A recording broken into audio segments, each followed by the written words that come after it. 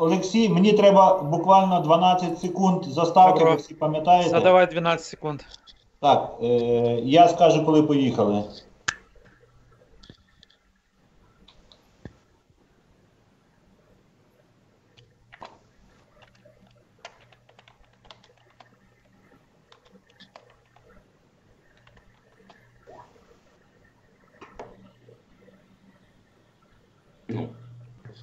Поїхали. Добрий вечір. Усім привітання. Чергове у нас сьогодні 36-е посиденьки, як би не було. Хочу представити наших постоянных блогерів. Василь, Інтерхунта, місто Київ. Вітаю, друзі. Добрий вечір. Василь, наша Україна, Рус, так само Київ. Доброго вечора, друзі. Доброго всім здоров'я. Дмитрий, Шерикот, Орша, Білорусь. І Олексій, наш новий сьогодні блогер. Ми його сьогодні представимо. Пожалуйста, Олексій, представся. І я, Анатолій Сайгон, так само. Прошу представитися, Олексій. Олексій, канал Пірс Снайдерс. Скажімо так, веду розмови з московитами через чат-рулетку. Чат-рулеточник є. Добренько, час-рулеточка. Ну, на сьогодні без теми. Будемо обговорювати рожне. Тобто, як обично, прийде тема цікава, ми її озвучимо. Не знайдеться. В нас буде так, як завжди, година, півтори, дві, а там видно буде. І завжди я починав з Василя інтервати. Він у нас чоловік розговорчивий, всі знаючий, він в курсах всіх суб'єктів. Так що вам слово, Василь. Дякую, друзі, дякую, Анатолій Іванович. Як завжди, четверг, 20:00, наші традиційно українські білоруські посиденьки. Вітаємо наших сябрів. Вітаємо нашого гостя Олекса, привіт. Раді тебе бачити в нашому дружньому товаристві. Як то кажуть, з нашої легкої руки тут такі наші діалогери, блогери виходять в світ. Так що радий, що в нашому цеху поповнення, багато є людей талановитих, але не всі хочуть публічності. Дякую тобі, що ти погодився вже, як то кажуть, виходити на широку дорогу. Друзі, вітаю наших модерів. Дякую, Саша Шарапов. Канал Олексія називається Пірс Снайдерс. Там зараз було зранку 103 підписники. Ви самі знаєте, друзі, що для блогера підписники. Наче ми не всі за цими підписниками біжимо, але це певний показник, певний індикатор, тому нам треба до першої 1000 допомогти людині, як то кажуть, добратися, а там вже, як кажуть, крутися як можеш. Так, щодо теми, як завжди, їх озвучувати заздалегідь немає сенсу, вони зараз на часі, вони як то кажуть, на язику. Паралельно з нашою трансляцією йде трансляція у Нестора Волі і Острого Дикобраза. Зайдіть, друзі, поставте вподобайку їм. Вони зараз під адміністрацією президента і висвітлюють протест, ні капітуляції, ні здачі України. Тому підглядуйте за ними і теж долучайтеся до нашого діалогу. Очікуємо в нашому ефірі ще діда Олеся, нашого козака, нашого атамана главного, и Фархат, салам алейкум, посмотришь по обстоятельствам, как говорится, как тортик, как вишенка на тортик, свое мнение, потому что происходит в Украине и в мире. Тому даю слово вам, друзі, як вступне. Ви, білоруси, будь ласка, озвучте, які там у вас зміни відбулися за останній тиждень. Відбувається чи здача Білорусі, чи не відбувається. Ми, українці, розкажемо, як у нас все це відбувається. Перше слово хочу дати тобі, Олекса. Декілька слів, скільки ти можеш про себе сказати, де ти, звідки ти, чому прийшов в цей формат, які очікування від роботи, які враження, які там творчі плани, не знаю. Ще раз вітаю всіх. Я сам з Харкова. Після того, як у нас відбулися такі цікаві вибори, і демократія, як то кажуть, перемогла, на жаль, я вирішив, що потрібно міняти формат боротьби, тому що я всі попередні роки волонтерив, наскільки міг. І це призводило, скажімо так, до своїх виконання своїх певних завдань. Але я побачив, що люди не обізнані, і потрібно показувати більшості людей, з ким ми воюємо і з ким нас хочуть об'єднати. Тому що перед самими виборами ми попереджали всіх, що якщо переможе пан Зеленський, у нас почнеться зрада інтересів України і повернення на шлях приєднання до Московії. В принципі, якщо подивитись на те, що коїться наразі, ми можемо сказати, що ми були праві на всі 100%. І це підтверджують заяви наших новітніх політиків, і це підтверджують перемовини, які вони ведуть з ворогом, і підтверджують відведення військ.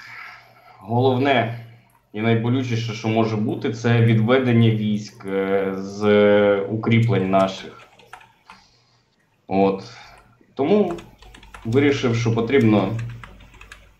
потрібно навчати українців бути розумними і з братушками, дивитись на братушок і розуміти, з ким ви хочете мир. Якось так. Коротеньке питання. Як колись сказав, наличие гитары на сцені автоматично делает конкурс музикальний. Наличие в тебе за правим плечем такої якоїсь цікавої іграшки, автоматично це якийсь сигнал, це якийсь імпульс. Що в тебе за спиною? Насправді то страйкбольний привод G36C, але я його використовую просто, щоб підривало пукани. Дуже швидко москалі. Чудово, дякую, Олексій. Друзі, Пір Снайдерс, пише Гореясна красавець. Є посилання в чаті, будь ласка, підпишіться, підтримайте нашого діалогера.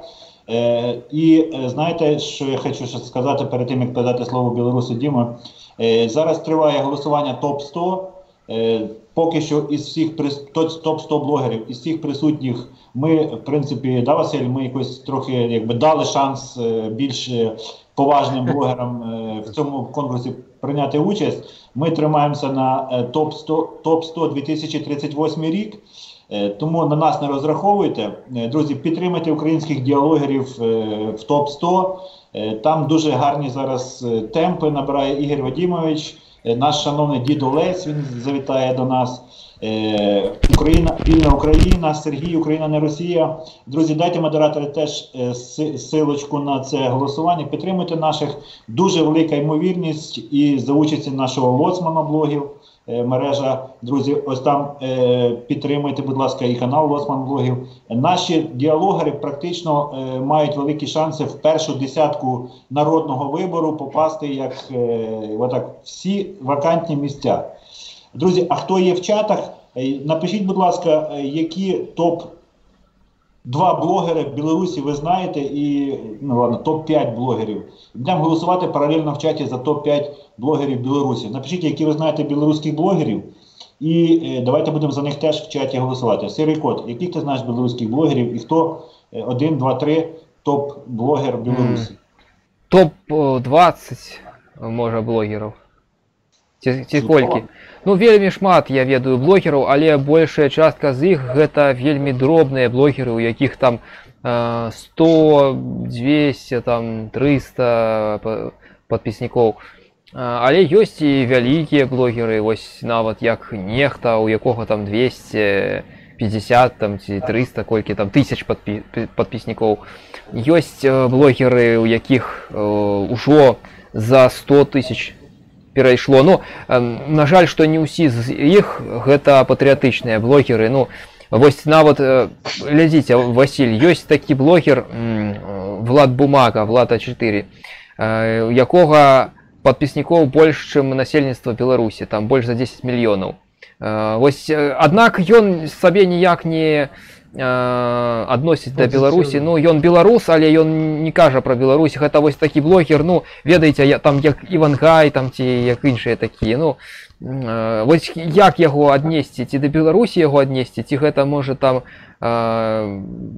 ну, просто блогер там, вось, я не ведаю, як гэта Казалі, казаць. то пер'я, пух, лісце, щось такое, носіцца і все. Ніякога... Ну, шмат ёсць блогераў, гэта, Васіль, гэта вельмі складаная справа, трэба ведаць там, ну, якія крытэрыі мы будзем выкарыстоўваць для таго, каб вы составіць гэты рэйтынг беларускіх блогераў, па якіх крытэрыях, па таму гэта топ беларускамоўных блогераў, ці гэта топ палітычных блогераў, ці гэта топ сацыяльных блогераў, ці гэта топ блогераў беларускага паходжання там, ці як? Ну, гэта вельмі складаная справа.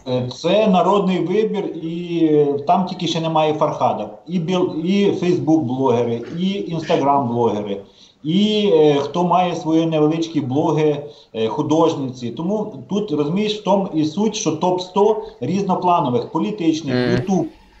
Тому от я тобі рекомендую ознайомитися з голосуванням. Там дуже проста метода голосування, зареєструватися і проголосувати. Василю, вам слово, вітаємо вас теж в чаті. Дякую, друзі.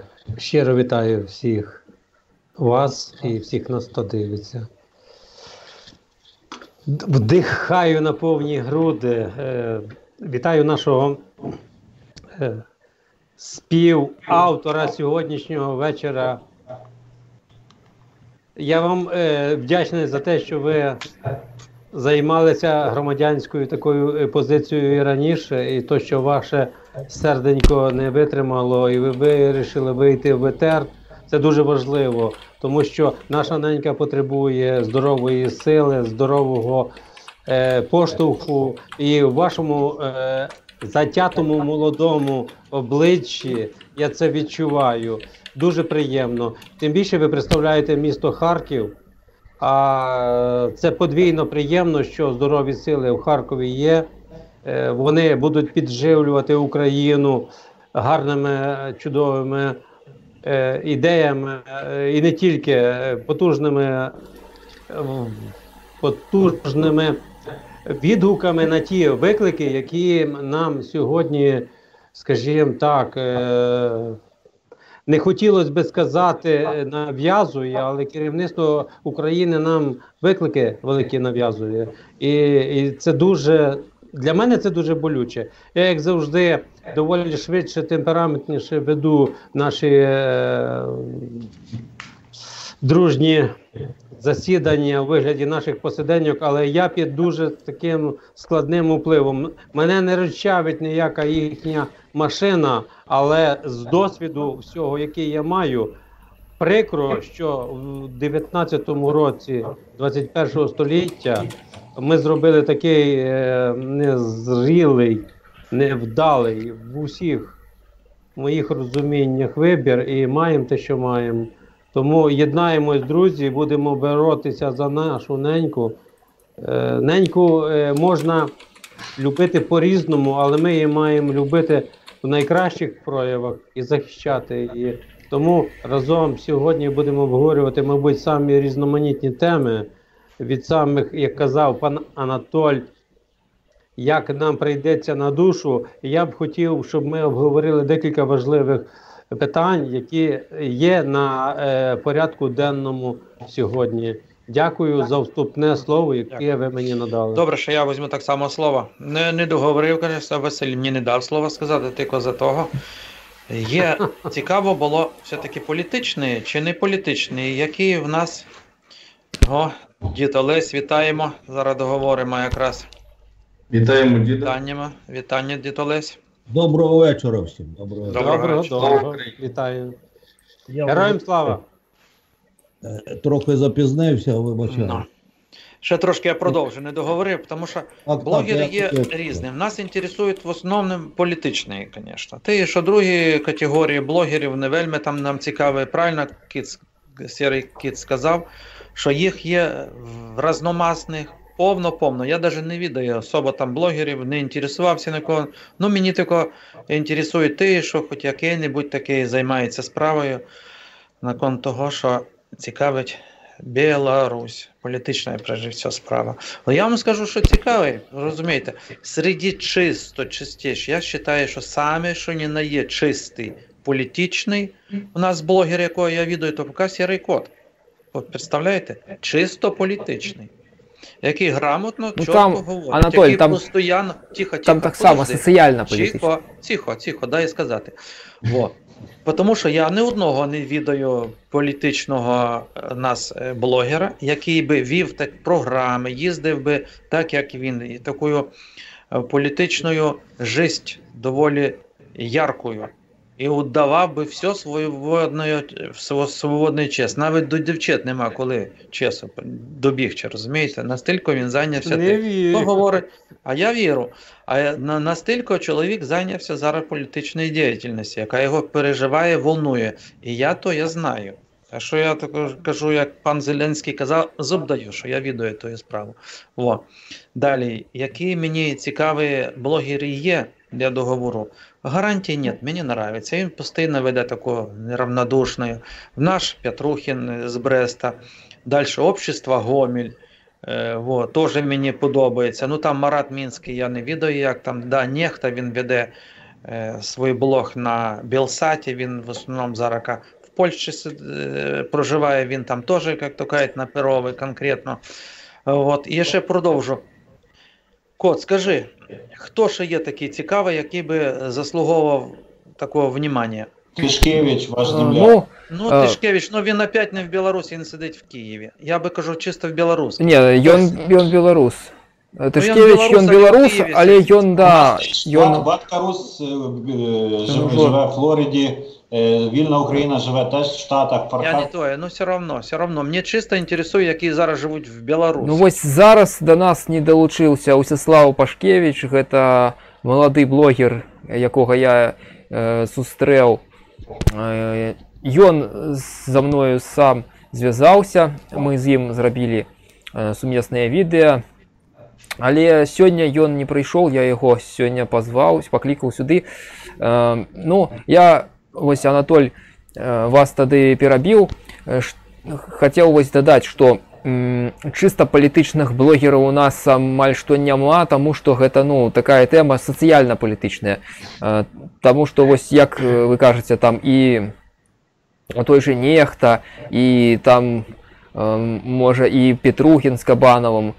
У іх больш там, ну, сацыяльная тэма, але ў Беларусі сацыяльная і палітычная тэмы яны вось аб'еднаны, таму што, ну, ніякае пытанне амаль што не можа быць вырашана так, што яно не закранула палітыку, таму што ў нас вось ёсць такі адзін чалавек з плеш'ю, які кожную карову хочуць памыць, і там, ну што, кожным ларьком, там, кожнай крамай кіраваць сам, каб добре, я ще ведаю друга такого самого президента, президент Туркменії, і він там супер-супер. Так. Давай не будемо о президентах, і, мені кажется, не... я просто вось кажу гэта к тому, што чаму вось звязаны у нас гэтыя тэмы. Таму ёсць вось актывісты, блогеры, там такія як Андрей Паук, гэта таксама вядомы блогер з Октябрьскага, з Кастрычніцкага, ну, калі казаць беларускай мовай. Ёсць яшчэ у нас Максим Філіпович, гарантій нет, але зараз ён ужо менш там пра палітыку здымае. Так, потым, хто яшчэ, вось Мікалай Маслоўскі, які таксама, наколькі я ведаю, ідзе на вось гэтую выбарчую кампанію як кандыдат, і ён ідзе па той акрузе, Анатоль, дзе вось гэтая міс Беларусь Васілевіч. Ён будзе з ёй спрачацца за тое, каб стаць дэпутатам. Добре, ми ще трошки повідаємо потім трохи про нашу ситуацію в Білорусі, яка зараз там політична у нас, да, справи такі вельми цікаві йдуть. Сірий Кот цілий час слідкує за тими політичними діяннями, які зараз відбуваються у нас, відбуваються в Білорусі. А зараз у нас нове, звісно, не можемо тут нічого сказати, пані Міла Він. Вітаю вас, дороженька. Мілочка, привіт, вітаємо. Я секундочку хочу, поки дід Олесь до нас підолучився. Друзі, серед нас є учасник голосування, дід Олесь, наш козарлюга такий, наш, ну, не знаю, дід Олесь, я вам писав, що приз зрительських симпатій буде по любасу ваш. Тому, друзі, як мінімум, дід Олесь сьогодні заслуговує на отакі там лайки, хто ще не зайшов. Дід Олесю, ми підтримуємо наших отаманів, наших кобзарів, так як ви кажете, друзі. І дід Олесь, в нашому кадрі є наш починаючий діалогер, звати пан Олекса. Канал у нього Пір Снайдерс. Запросили його на нашу площадку для того, щоб, умовно кажучи, трошки в публічну простір наше СБУ запросити. Він же займається боротьбою в чат-рулетці, палають дупи, от навіть схоже, як у вас, дупи палають як у ваших, так і його співрозмовників. Тому це так, тим, хто долучився, Мілочка, і тебе вітаємо в нашому чаті. Тільки Кір сказав про міс Білорусь, зразу хопки появилися. Да. Це співпадіння. Міс... Вітаю усіх. Дуже рада бачити. Привіт. Поздоров'я. Добре, хотіли би послухати діда Олеся так само. А ви чекайте, ви Мілі дали слово, я перебив. 2 секунди Мілі давайте ще. Мілочка, Добре, ви ж не чулися, не бачилися. Я не той, не можу. Рада всіх вітати. Підтримую також Василя і голосуйте за діда Олеся і за всіх наших блогерів, кого рахуєте достойними. Я думаю, що є можливість. Я проголосувала вже близько 10 і мені ще дозволяє голосувати, тому хто доєднується з наших блогерів, я підтримую.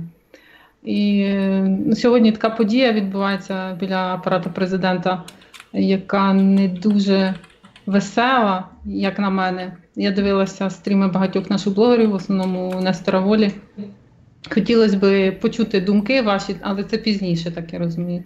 Так як ви на гарній ноті таки почали. І продовжимо потім, пізніше. Як завжди, ми спочатку довго запрягаємося, зато швидко їдемо. Кобзар наш, дід Олесь, як ваше здоров'ячко? Ваші прогнози в 5 блогерів «Народний вибір» зайдемо? Я всіх Тільки перемога. Пані наша Міла, Анатолій, тебе також мій товариш, мені подобається його ця підчупчик, як він підстриг. Хлопчача. Школяр, взагалі як школяр. Нормально. Так, і вітаю нашого козака нового, дуже приємно. Ось, у мене був оселедець, але трохи випав. Це я знаю, це я все знаю. Тоді кота, так, всіх Василя і другого Василя. Ось, Дякую, друже. Добрий вечір. Так, да, я там поки що на 5-му місці у рейтингу народний блогер. Так що, хто хоче, може проголосувати, щоб я там у топі тримався, то може ж там тоді поїду в Київ. Так же ж там, бо я давно не бачив наших хлопців там і цього старого дикобраза Володю хочеться побачити, і нашого українського блогера Макса, і усіх, і Нестора Волю, всіх би побачив. Нестор є. Якби той, да, якби, я не знаю, так, в принципі, можна і так з'їздити. Побачимо, як воно буде. Ось. А що стосується той, значить, оцієї політичної ситуації, дійсно,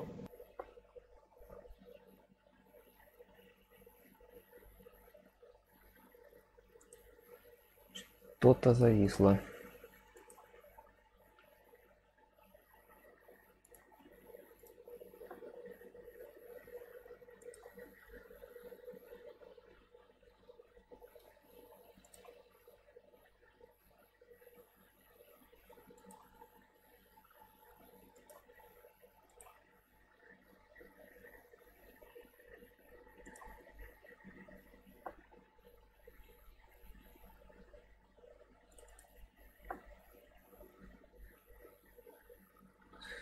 Так, что-то зависло. Ну.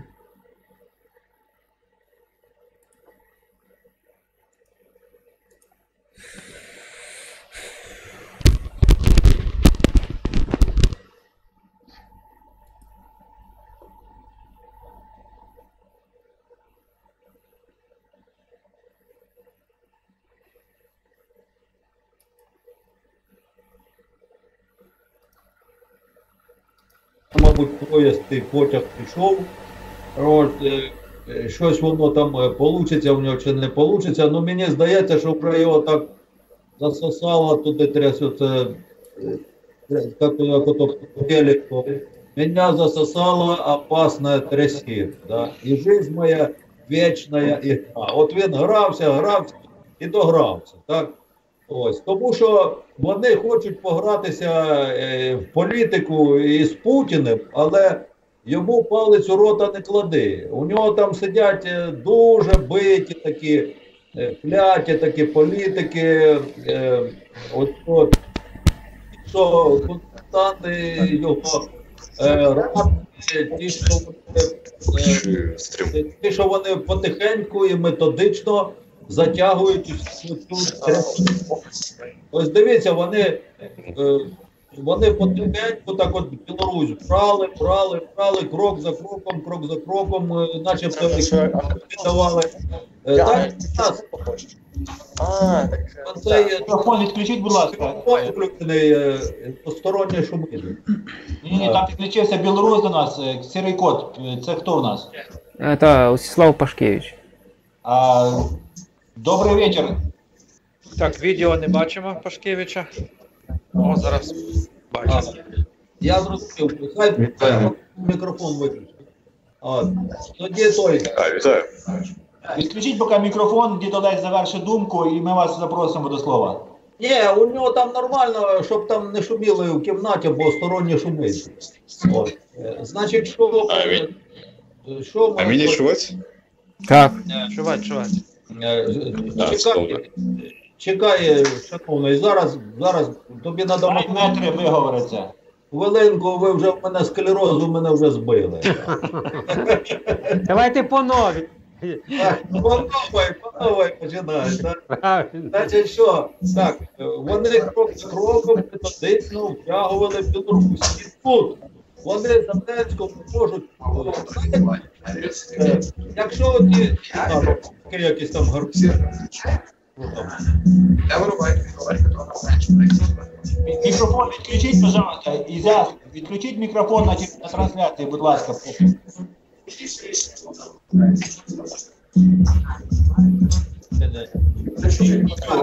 Мікрофон, не відео, а мікрофон. Вийшов. Зараз вийде по новому. Ну, с телефона очень плохо.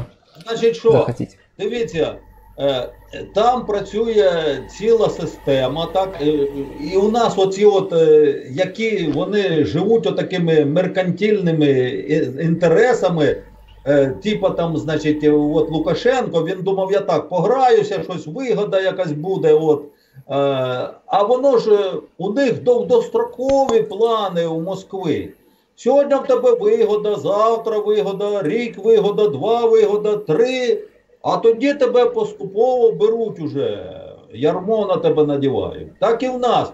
У нас вони не спокушені, оці політики, новоспечені, Зеленський. Він може піти там щось, пропіариться, він захоче, щоб якось підняти свій рейтинг. Та ось я вийшов з Путіним, я з ним тут добалакуюсь, розумієте? І за оці цукерки, за оці дрібні цукерки він поступово почне здавати, один якийсь договір підпише, інший якийсь договір підпише. А тоді він піде там на якийсь дешевий газ, там скинуть йому на декілька там доларів, чи ще щось. От. А воно виявляється, що у Москви в них політика, вона довгострокова, у них розплановано. Ось, це так, як у китайців, знаєте, як у китайців. У них теж, для Китая це 100 років, це взагалі маленький термін в історії. Він, Китай, дивиться на 1000 років вперед. О. Так і Росія, вона принаймні на 100 років вперед дивиться. А наші оці новоспечені політики, вони дивляться на крок вперед, розумієте? Далі вони не знають, що от йому сьогодні вигідно, він підписує. А що буде там через 5-10 років, він не знає. А вони в Росії знають.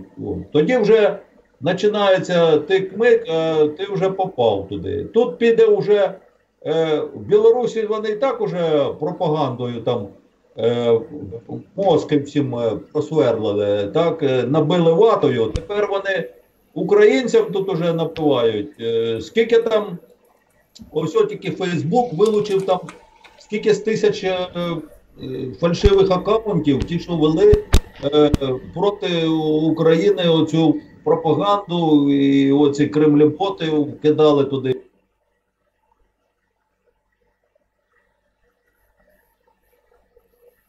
Опять зависло.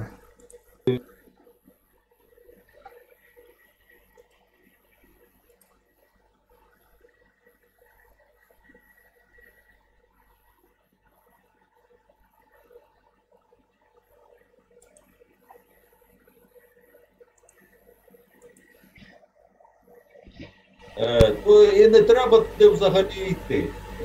От. Я вважаю, це професія, це треба вміти убивати людей, знаєш, на що ти йдеш туди. Ворога так. А якщо в тебе руки трусяться, тобі нема там що робити. Воно армія професійна, це нормально. Але саме такий підход, я дивлюся на молодь, ось, уже там щось розповідають, вже ж їм, що там Росія, якщо ми об'єднаємося, то це буде така міцна держава. Ось там, бачите, колись цей Радянський Союз був. Я тут невтомно йому в рулетки розповідаю всім. Я пройшов, ще застав Сталіна, так, півроку при Сталіні прожив, уявляєте? А тоді ж по Хрущову вже пам'ятаю точно, це так, кіножурнали показували перед кожним кіно. Хрущов там ходив у кукурузі, у вишиванці, ходив у брелі такому. От, Хрущова пам'ятаю, всі оці радянські часи, оці черги за ковбасою. Підходиш до магазину, а там хвіст стоїть, в магазин зайти не можна, а в хвості питаєш, а що там дають? А там Що викидають? Що викидають? Що там вибросили, да, і став, а тоді вже дійдеш туди.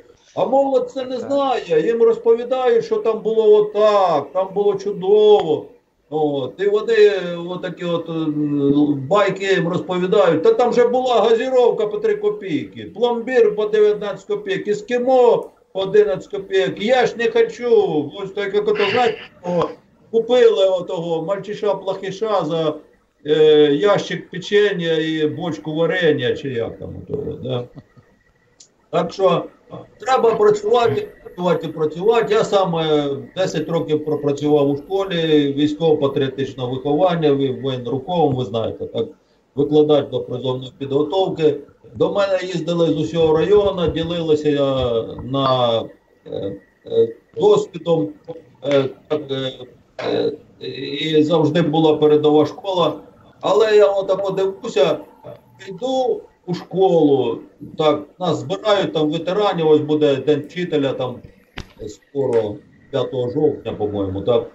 От, і я туди приходжу і дивлюся, не проводиться в школі ніякого військово-патріотичного виховання молоді. Так ото там тяп-ляп, а оце от була система, оця от Радянський Союз. А дивіться, скільки вони виховали ватників, що досі їх з голови видовбати не можуть. Оті, що видно, що я рожден в СССР, представляєте, вони їм дурню якусь туди вкладали.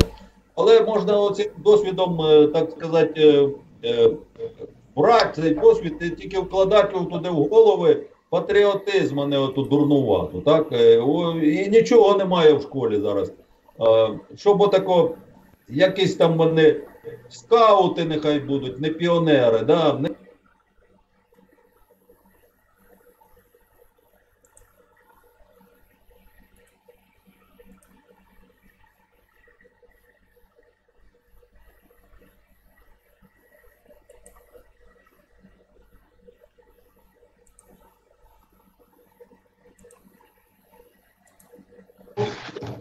А у нас включається, він військовий, я от на Україну включусь, вони сидять з телефонів, позаходили в рулетку, і згадайте, я ходив, як перед голосуванням. Ви кажу, за Порошенка чи за Зеленського? За Зеленського, Порошенка це херня. Я кажу, він же скільки зробив до армії, ходили голі, босі, кажу, ось голодні. Ми, кажу, збирали тут по селу, їздили по відру картоплі, збору вам туди буху збирали, щоб тут собі мандірку якусь варили, щоб не голодні були, так? Ось. А тепер, говорю, ви взуті, одягнені, це ж все Порошенко, кажу, зробив.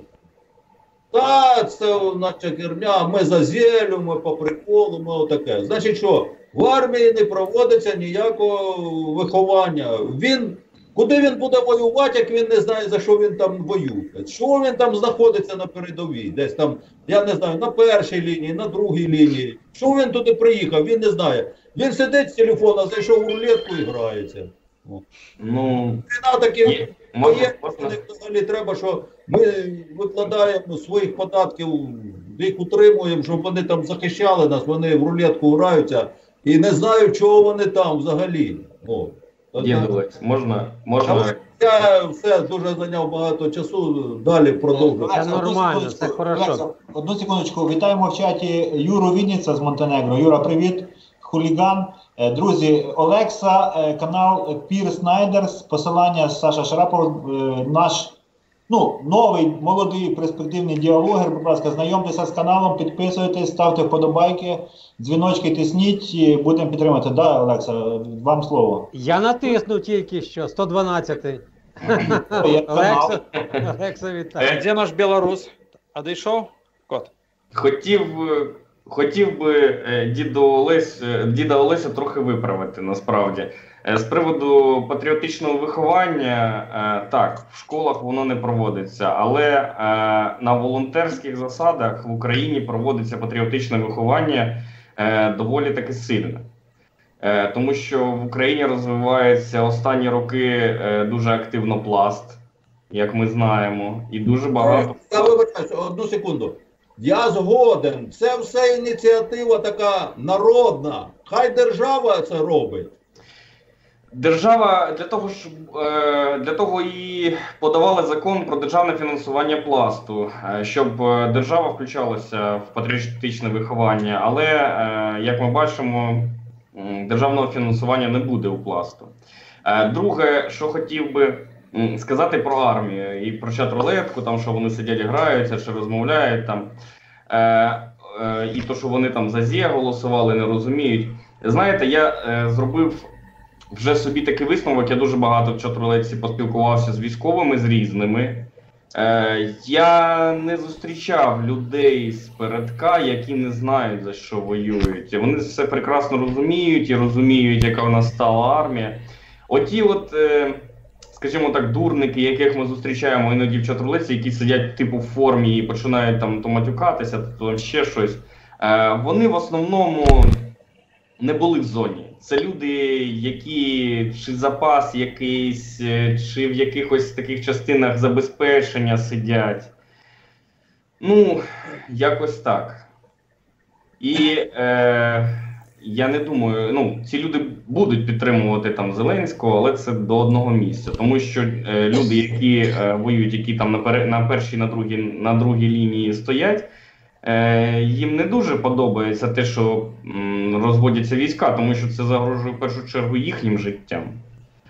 Тому, якось так. Давайте це питання, може, трошки більш детально. Я правильно розумію, що по лінії розмежування, там, де вже, як кажуть, насиджені місця, бліндажі, позиції, підготовлені для якогось захисту, наші війська повинні зараз їх залишити і відійти на якийсь там умовно безпечну відстань. Друзі, це, Василю, це я вам даю, ми повертаємося до сьогоднішньої цієї акції. Можливо, зараз я Нестора наберу, може він підключиться. Це зрада, це, як то кажуть, державна зрада чи просто зрада?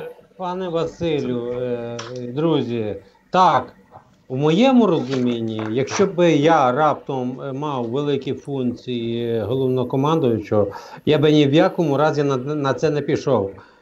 Коли б я зміг би це зробити, якщо б Russian Federation вивела всі війська з України, тоді так, ми виставляємо по державному кордону всі наші служби, прикордонні війська, підсилюємо їх і робимо по периметру все як слід, а тоді так, ми з цих насиджених місць, де наші бійці облаштували своїм потом та кров'ю, своїми мозолями, і тією цією і волонтерською, і державною підтримкою, як це все було зроблено. Ну як це?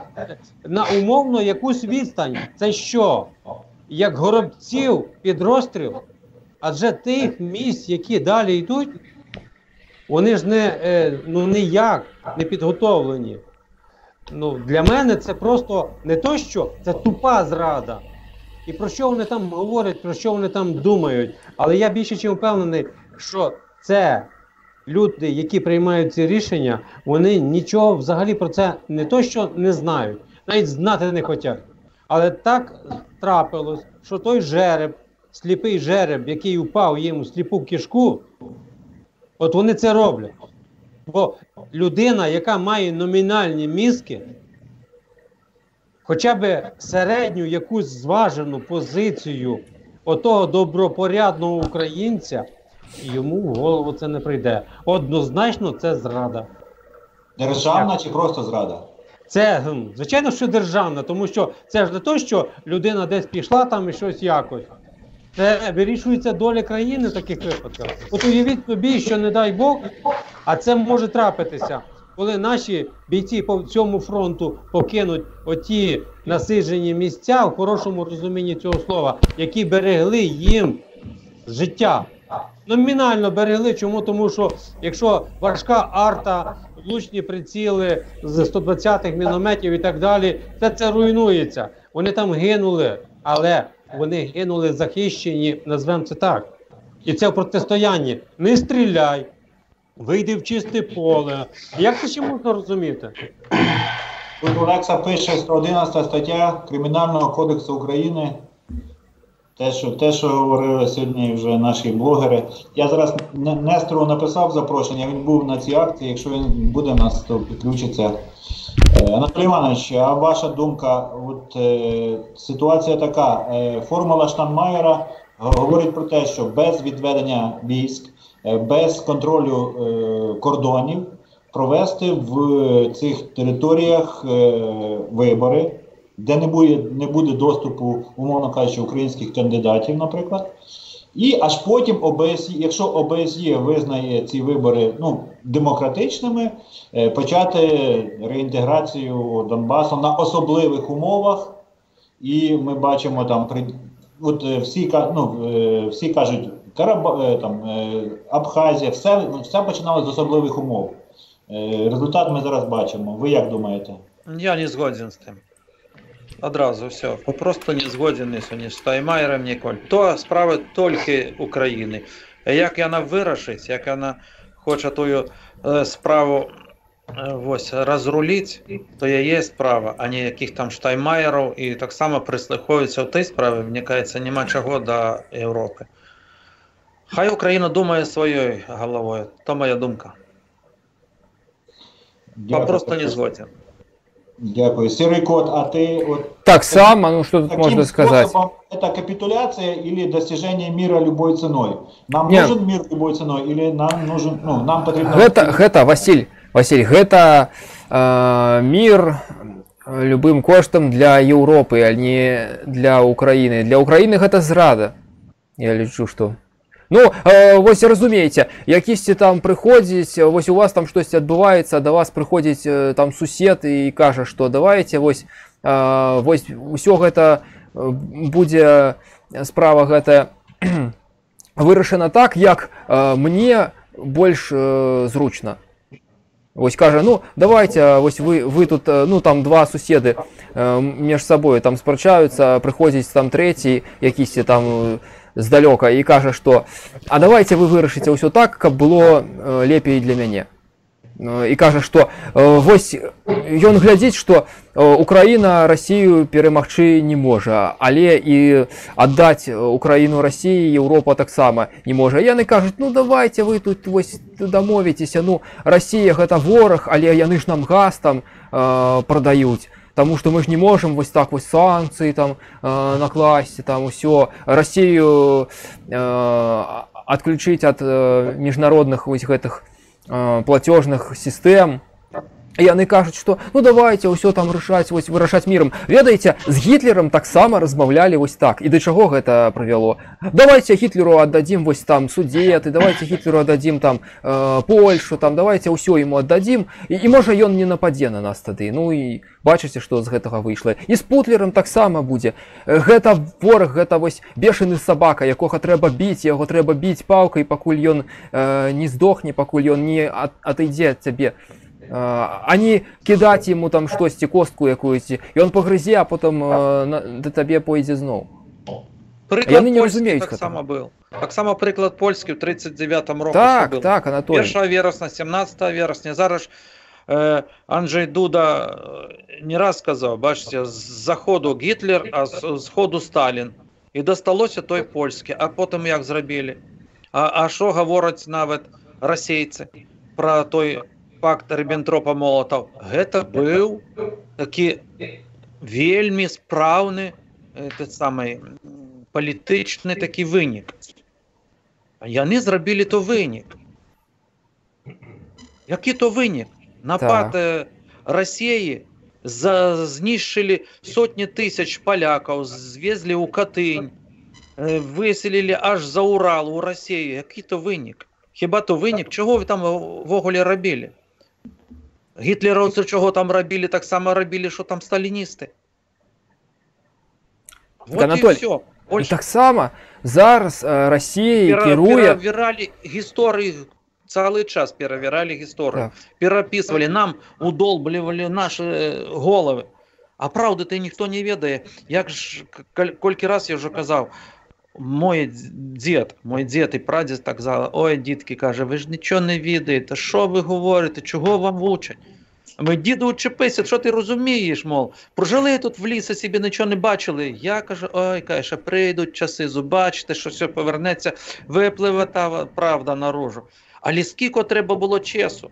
Скільки було часу, щоб мені, дурню, щоб був отакий пацаньонок бігав, спустя там 50 літ, тільки зараз до голови дійшло, що на самом ділі дід був правий, бо він ті часи жив, він то все бачив. Але прийшли ті іноземці за 800 кілометрів від мене. І я вже казав не раз, забрали землю, забрали корови, коні забрали, все забрали, чортом матері, загнали в колхози, і все. І в ярмо... Ще пістолета прийшов, Маузера, каже, під носа поставив, якщо не будеш записуватися в колхоз, то туди на Соловків мігом тебе відправимо, а в Магадан, вже там ти не повернешся. Будеш підписувати і триває того Маузера, чи не буде? Отакі і було. Хто то і казав ти коли? А діду, що ви говорите, аби що не кажіть? Але ж були ті часи, тільки зараз доходить до чого? Де то правда, де то воля яка? І зараз вони знов там лізуть зі своїми тими, і той наш, я його не скажу навіть, то не людина, то не білорус, наш президент. Чого він? Він такий самий, як Путін. От він, чорт, терпіти друг другу не можуть, але він все одно за його, дивіться. Як би не було, він не думає за білорусів. Негодяй. Дякую, Анатолій Іванович. Міла, тобі питання, наскільки українське громадянське общество созріло, да?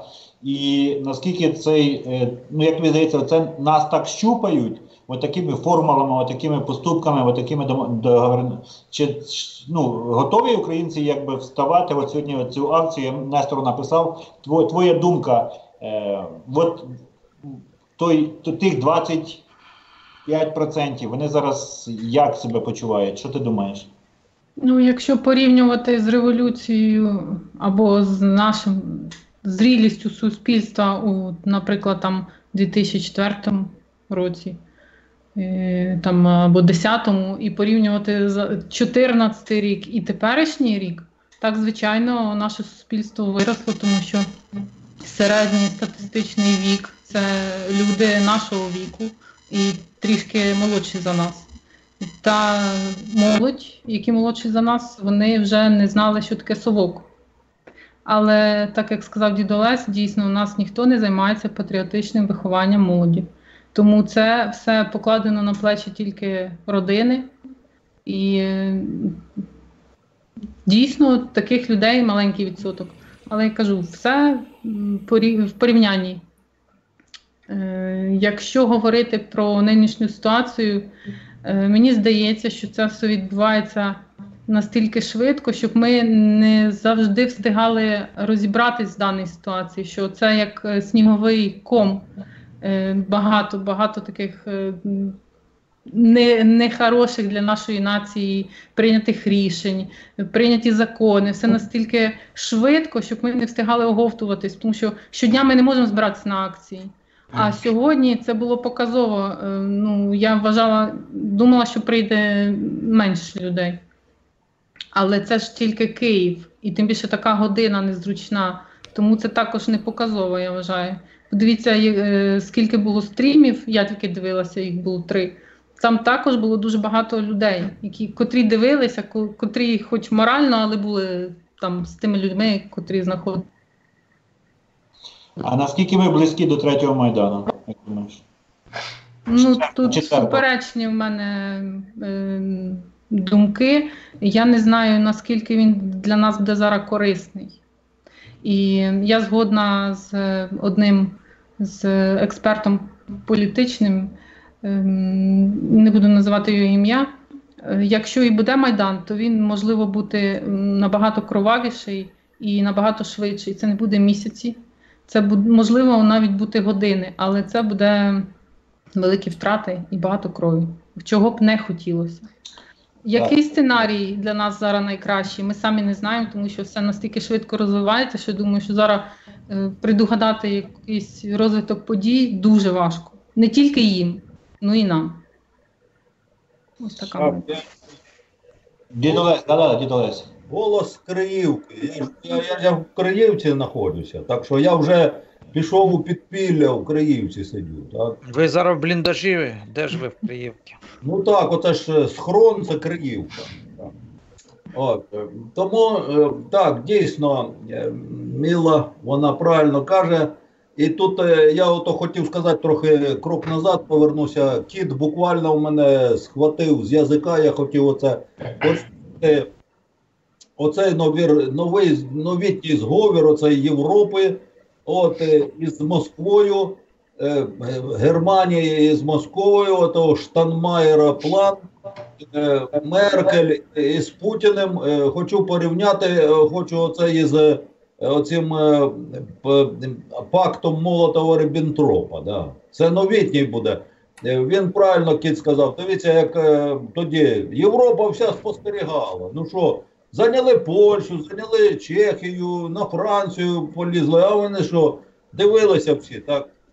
Так і тут вони, якісь у них меркантильні такі інтереси. От я б сказав, дивіться, у нас це надійні союзники, це так, Британія і Сполучені Штати Америки. І то там оцей зараз Трамп, він щось незрозуміле якесь. Якби не Конгрес, він вже б давно співав би під дудку Путіна, я бачу. Так?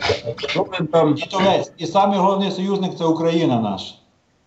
Так, ми самі собі союзники, як казав Шухевич, не вір, не бійся, не проси. Оце 3 основних закони. Нікому не вір.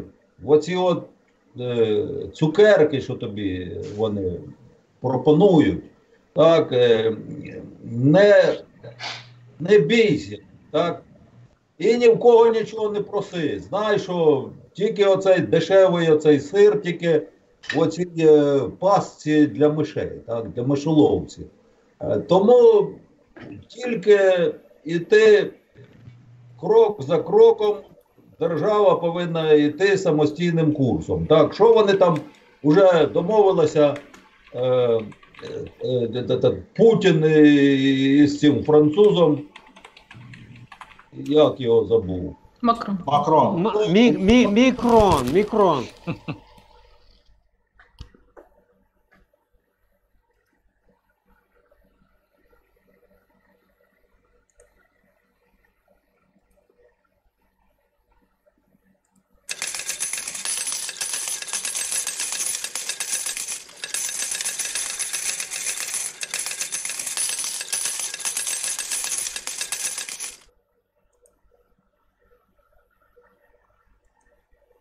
Так, вас благодарю за донат. Большое спасибо. Что-то вылетает скайп периодически. Ми статисти. А твоє, Олександр Євгенович, вибачте, а твоє слово, Зеля, якщо навіть вони щось хотіли, а ти скажи, а я не згоден. За мною стоїть 40 мільйонна нація, яка воює. І вони злі на все це. І так не повинно бути. Тому моє слово таке. Хочете ви з цим рахуватись чи не хочете, а я вам це заявляю. І я вам більше ніж впевнений, якби він чітко, ясно озвучив подібні думки, а можливо ще краще, потужніше, можливо до його присутки сказав би Мікрон: слушай, Володя, ти бачиш, що він говорить? Он не зовсім согласен. Можливо, було б інша гра, в іншу дудку. А так що виходить? Все, що не дали, все заковтнув. Я перепрошую, Олександру Євгенійовичу, але я не міг не стриматися і не сказати це. Ні, правильно, пане Василю. Ось, правильно, він повинен був свою думку висловити, що ви там щось між собою домовилися, але ми не сприймаємо, як це вже факт такий. Звичайно. Будь ласка, а ми маємо таку думку. А то, виходить, він погодився з цим, тепер він погодиться із формулою Штайнмаєра, тоді він відведе війська. Ось. А хто заважає оцим? Ми відведемо війська, а ті підуть сюди, займуть Маріуполь, займуть територію. А тоді Путін скаже: так ні, а я тут при чому? Нас там нету, їх там нету. А ви там питайте у цього Пушиліна, питайте у Пасічника, я тут ні при чому. Отак дурака буде грати і все.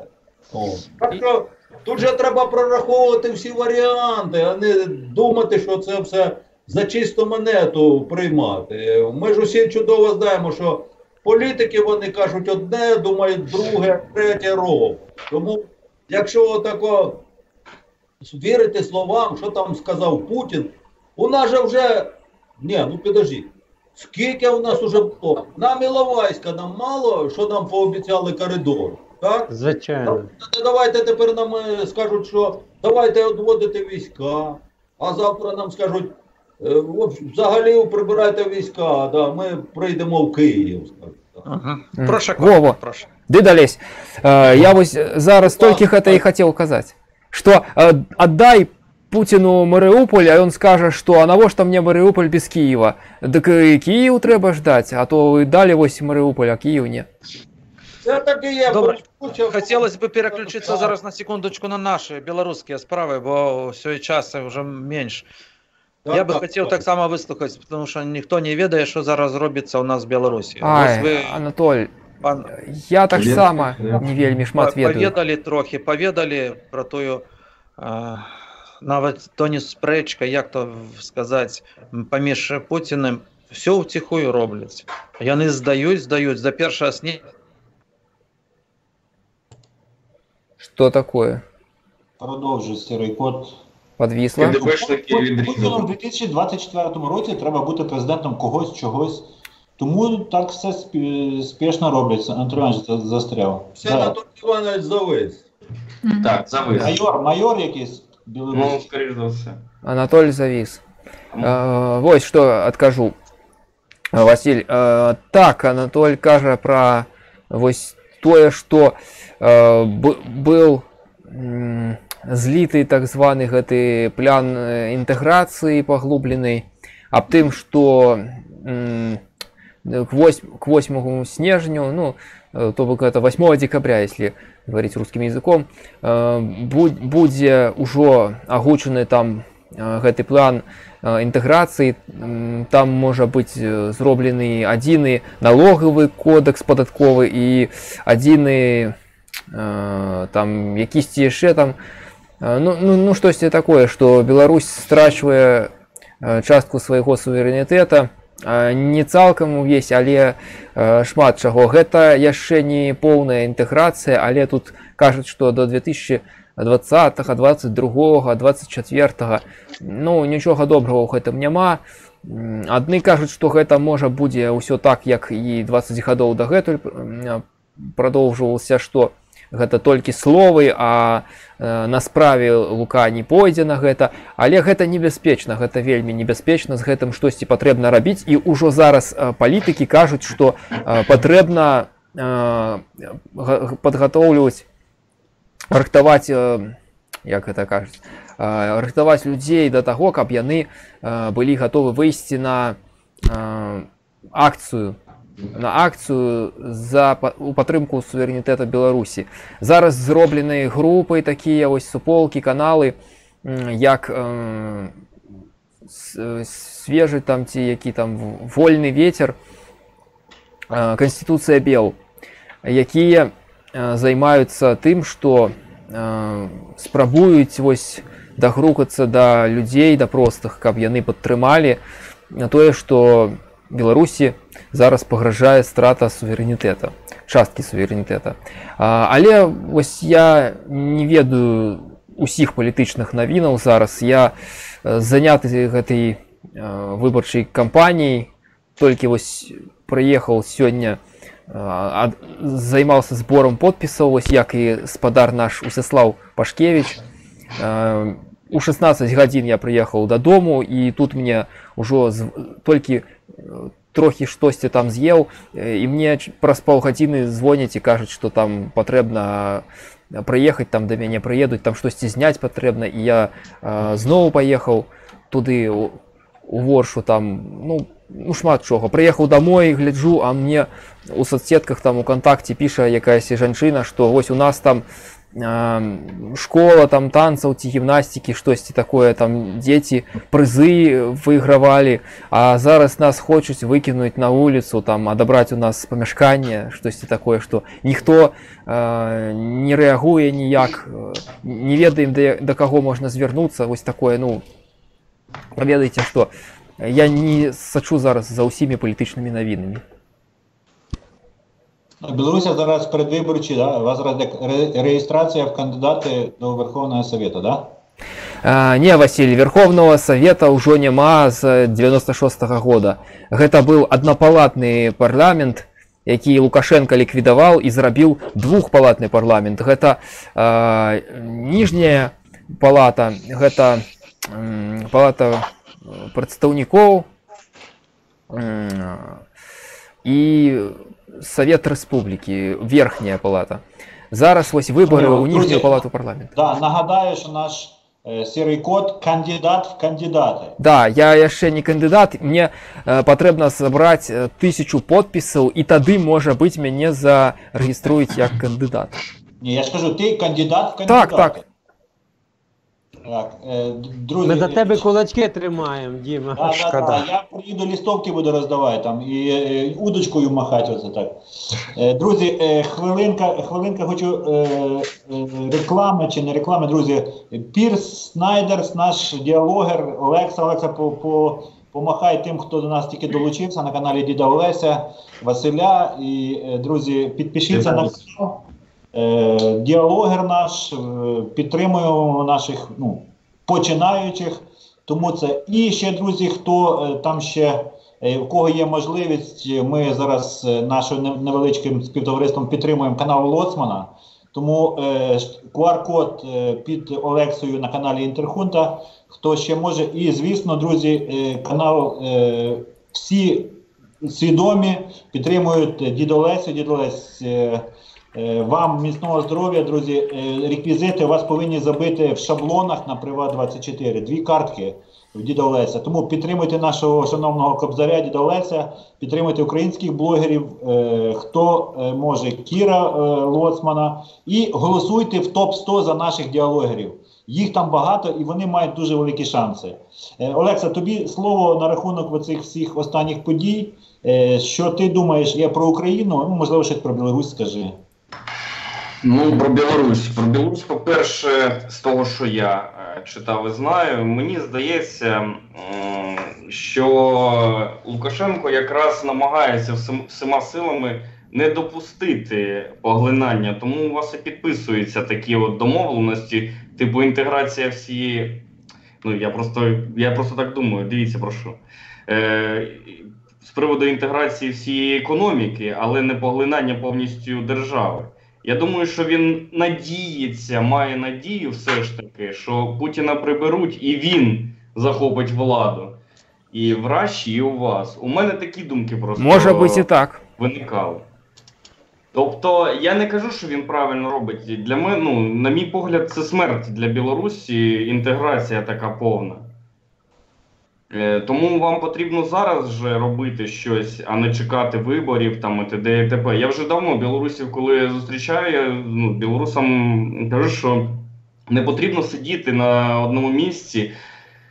Потрібно весь час проводити якісь акції попереджальні. Попереджальні, можливо, у вас не будуть працювати, тому, не знаю, ну вас садять за ці акції, за всі. Можливо, просто потрібно одразу займатися, скажімо так, не акціями, а брати зброю. Так гляди, чому зараз гэтыя выборы выкарыстоўваюцца для вось такіх акцый? Таму што зараз усё гэта дазволена, гэта бескаштоўна, і за гэта нікога не садзяць. А так гэтыя акцыі, вось пра якія ты кажаш, апазіцыя робіць іх амаль вось з 97-го, там 98-го гадоў, калі толькі гэта пачалося.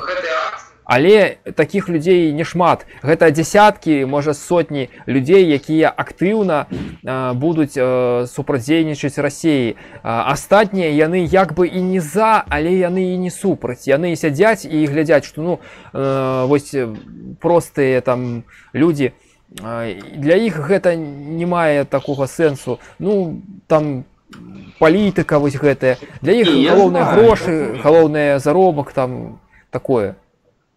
Я розумію це, але ж потрібно тоді вести ще й пропаганду про білоруську в Білорусі, тому що є така велика проблема, що ви просто, ну, багато хто, скажімо так, з білорусів не спілкується білоруською. Оце мене дуже засмучує, коли включаєшся і людина просто не знає. Відсотків 90. А від цього просто це вже базис, від якого буде стартувати вся ваша програма по захисту Білорусі від поглинання, на мій погляд. Так, абсолютно. Вас же ж до цього і готували цим, що знищували мову, культуру і т.д. і т.п. А щодо подій сьогоднішніх і всього того, що в нас коїться, я вважаю, що ми дуже багато розмовляємо і, на жаль, ми дуже мало робимо. Навіть, дивіться, от ми робимо зараз попереджальні акції, це все добре, це все круто, але ми повинні розуміти, який ефект від цих акцій. Якщо не припинять здавати інтереси України, ми що, будемо виходити просто знову протестувати? Я можу сказати так, що дуже велика кількість людей, з якою я спілкувався за останні там десь 7-8 місяців, дуже велика кількість людей готова виходити. Виходити і, скажімо так, доволі немирними шляхами відстоювати незалежність України від внутрішньої і зовнішньої окупації. Чи добре це для нас? Я скажу так, що у України немає виходу на сьогоднішній день, тому що всі закони і всі запобіжники, всі закони, які б могли нам допомогти зробити це в конституційний засіб, вони нам не дадуть цього зробити. Всі запобіжники, які існували, окрім вуличної демократії, вони знищені, по факту. Парламентаризму немає. Тобто нікому захищати інтереси України. Те, що там є в парламенті 30, 40, 50 людей, які там це розуміють, вони проти більшості не зможуть поперти. І ще одне таке. Чому у нас ще не відбулася, скажімо так, швидка революція? Тому що ніхто не хоче взяти на себе відповідальність і очолити її. Всі думають, що може бути ще важче Україні, ніж зараз є. На мій погляд, важче буде тільки від того, що здадуть просто наші інтереси. І ми потім вже як в тій самій Московії, вже не зможемо просто ні виходити, нічого говорити. Ну, ми якби зможемо виходити, але по факту, що у нас буде? У нас будуть терористи, які будуть по Україні гуляти зі зброєю, які будуть пресувати, вбивати активістів. Ну і не тільки активістів, будуть грабувати українців. У нас будуть мусора, які, ну, я не кажу, що всі, є адекватні, але частина їх буде теж пресувати людей. У нас буде Нацгвардія, яка буде підпорядкована президенту і яка буде по його вказівці просто переслідувати всіх. Тобто ми перетворюємося поступово, навіть не поступово, а такими, ми вже майже перетворилися на поліцейську державу, коли не зможемо відкривати рота. Те, що нам там зараз дозволяє там ще відкривати рота, це добре, але потім ми вже не зможемо діяти активно. Тому я вважаю, що потрібно прискорюватись і не просто розмовляти, а об'єднувати суспільство для того, щоб зупинити реванш цей весь, який вже прийшов, і зупинити агресора, який із середини, і ззовні діє. Якось так. Пане Олексо, я хотів би додати, я дуже зрозумів, що ви мали на увазі, коли ви сказали, що у нас парламентаризм отой, який би міг вивести людей, він зачищений, я це розумію, але цим самим вони собі скоротили. Знаєте, є такий вислів, вони зробили монтаж, коли був фільм такий хороший, давнішній, ви знаєте, про що кажу, милий, зробай монтаж, тобто все дуже швидко. Так от, ми зробимо такий швидкий монтаж, що вони навіть не встигнуть очухатися. І коли Міла, він казала, що то буде на години, так, то буде на години. На превеликий жаль, друзі, жертви будуть. Але в цій ситуації жертви будуть з обох боків. Але коли це трапиться, комусь потім здасться, що як же ми так лоханулись, але вони вже про це будуть думати зовсім на інших територіях. А українці себе відстоять. Відстоять, тому що, не дивлячись ні на що, як вони зараз, вони доволі м'яко, з умовною хитрицею, все це переіначують. Але момент отой, знаєте, на шальках терезів, коли вага буде зважена і чітко дана її вартість, оцінка тому всьому, вона дуже швидко наступить, і момент отого, у їхньому розумінні нашого сп'яніння, українців в цілому від чогось, бо 73% сп'янілі, вони не розуміють, про що мова йде, і дуже швидко наступить момент тверезості. І от коли це наступить, то вони будуть в інших зовсім місцях.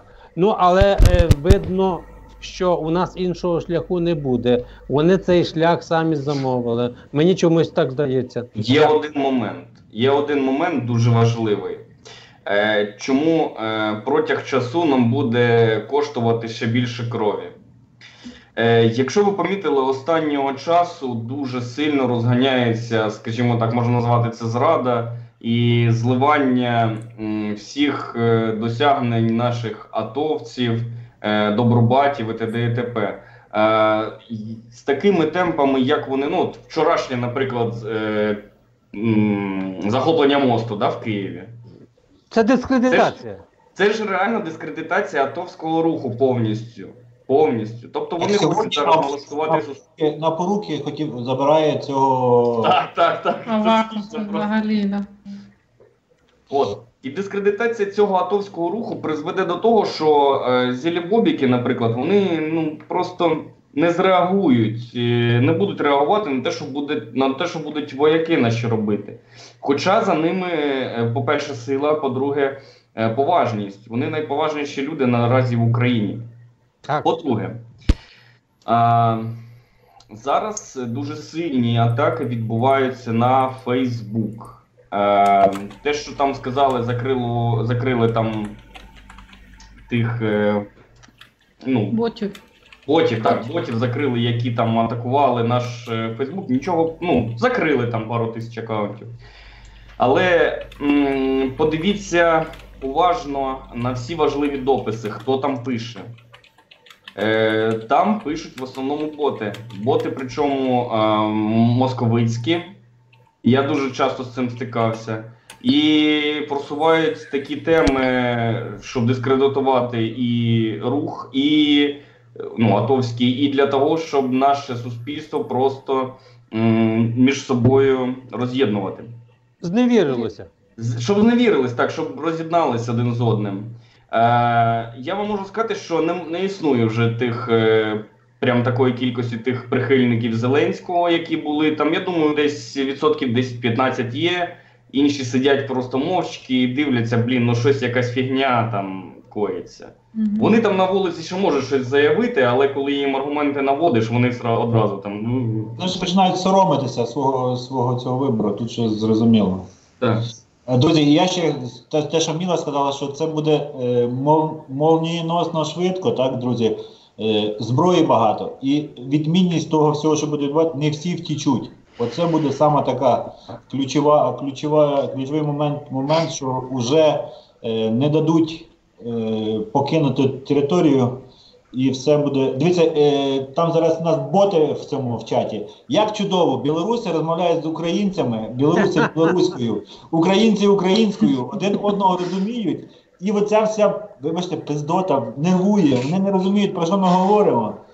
І... Це прекрасно. Ніфіг шастать, да? Прекрасно. І питає Юра Карпенко питає, чого такий Сайгон замучений, Анатолій Іванович? Пане ведучий, я хотів би одне слово так. Включіть другий мікрофон нашому кобзарю центральному. Друзі, хто ще не проголосував за діда Олеся в топ-100 блогерів «Народний вибір», зайдіть і проголосуйте. Він найкращий. Звук є чи що ви кажете? Ідеальний, дід Олесь, ідеальний звук. Ви кажете, щось мікрофон. Я буду сказати, значить, тут щодо цього Майдану, так? Розумієте, що двічі, тричі в одну річку ходить, це воно, невдячна справа. Розумієте, уже проти цього Майдану буде дуже багато розроблено прийомів антимайдану. Ви пам'ятаєте, що при Януковичі був антимайдан в Києві і підвозили туди досить велику кількість народу, так? А зараз, враховуючи цих задепілів, так, я думаю, що рух буде більше такий масовий, ось, і буде там якби стінка на стінку може піти, розумієте? Як це все було не так прикро, якби в нас ще не був зовнішній фактор.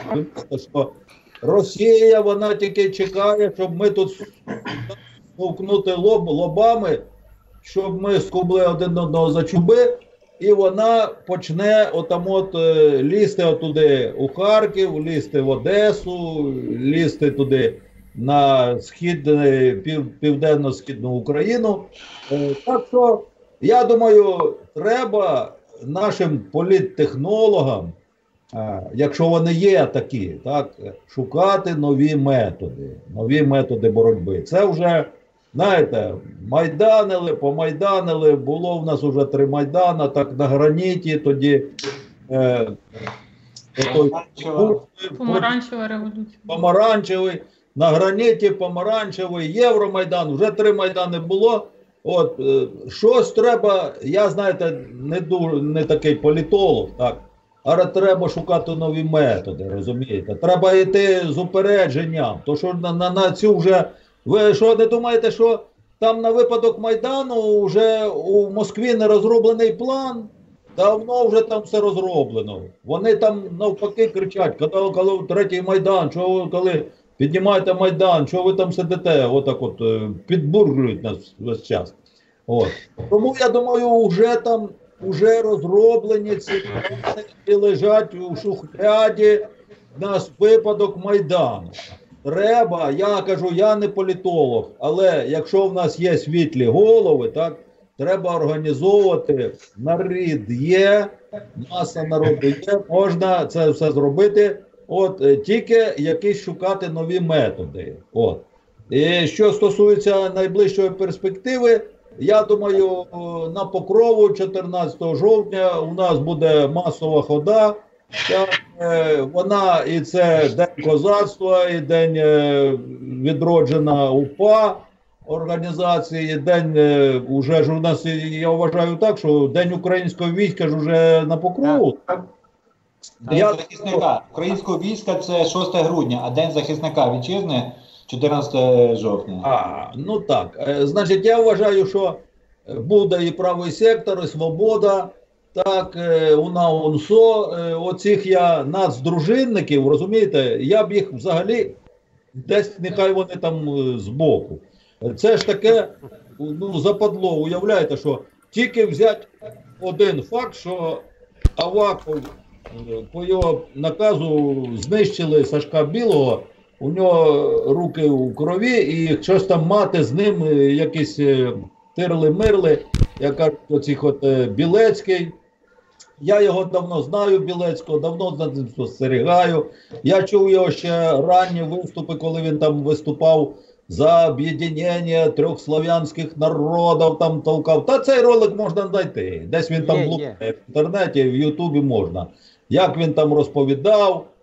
Я не думаю, щоб він кардинально поміняв свої думки. Якщо в нього там вата в голові є вже, то не просто так її від тіля випалить цю вату.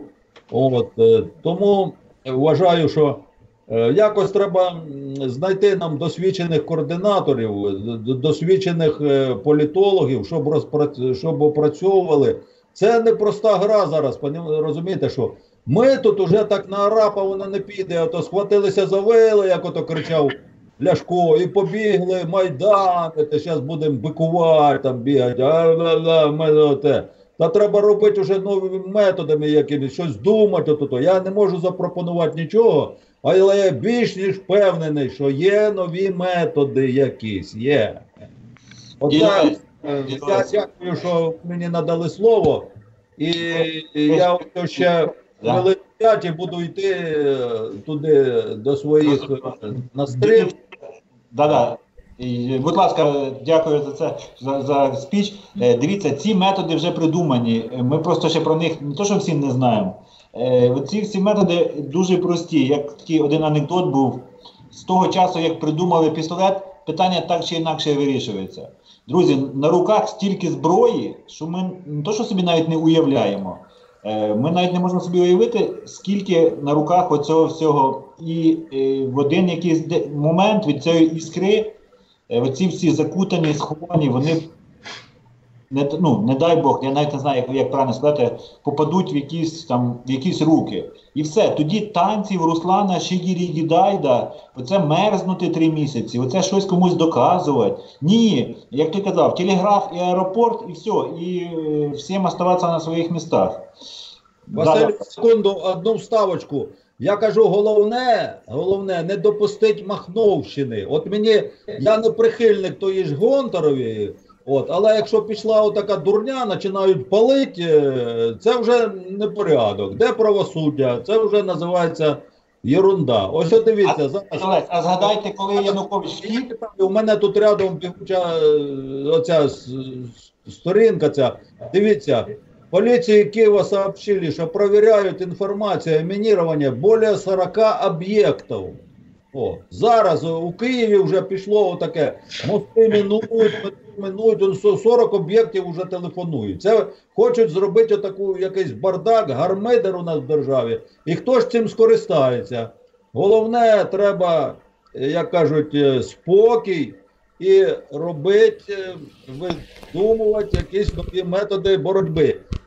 От дивіться, Путін він придумав гібридну війну. Придумав, він міг би отак от піти там, як Гітлер, завойовувати, да? А він же хитрий, бачите, щось придумав. Невже ми щось не можемо придумати, а? Ладно, добре. Давайте, мабуть, я покрутив туди, всім гараздів. Добре, друзі, голосуйте за Діда Леся в топ-100 народний вибір, друзі, підтримуйте. Дід Лесь, дякую за включення, завжди раді вам на посиденьках. Дякую. Анатолій Іванович, будемо теж на той... Я давно... вас застати тяжко, ви все время в чат рулетці. Тет-а-тет давно не балакали. Добре, буде той, на вихідних будемо на контакті, так. Всім Міла, до побачення, Кіт, до побачення, Василь перший, другий, до побачення, Анатолій Іванович, до побачення. І наш козак, Козарлюга, до побачення. Ти оптиміст, це молодець, що ти оптиміст, як кажуть, так. Я теж це вітаю, розумію, що там одна тільки вставка, так що оці у нас є організації добровільні, громадські. Це само по собі пласт, хай це воно буде там внески якісь все. А я маю на увазі по профілю освіти, щоб у школі було воно державне, як ото була піонерська організація при школі. Я не кажу, щоб там людям вкладати якусь вату, ну однак з дитинства у нас у сім'ях не допрацьовують, не виховують так, як треба. В школах не виховують, нічого не виховують. Я розумію, що там добровольці на передовій, вони знають, за що вони пішли туди проливати кров. Я сам в 72-гу окремо механізовану бригаду імені Чорних Запорожців, ви знаєте, їздили, ми вручали прапор. Я був на ротації у Білій церкві, їздю, контачу, я волонтер, я тих хлопців чудово знаю.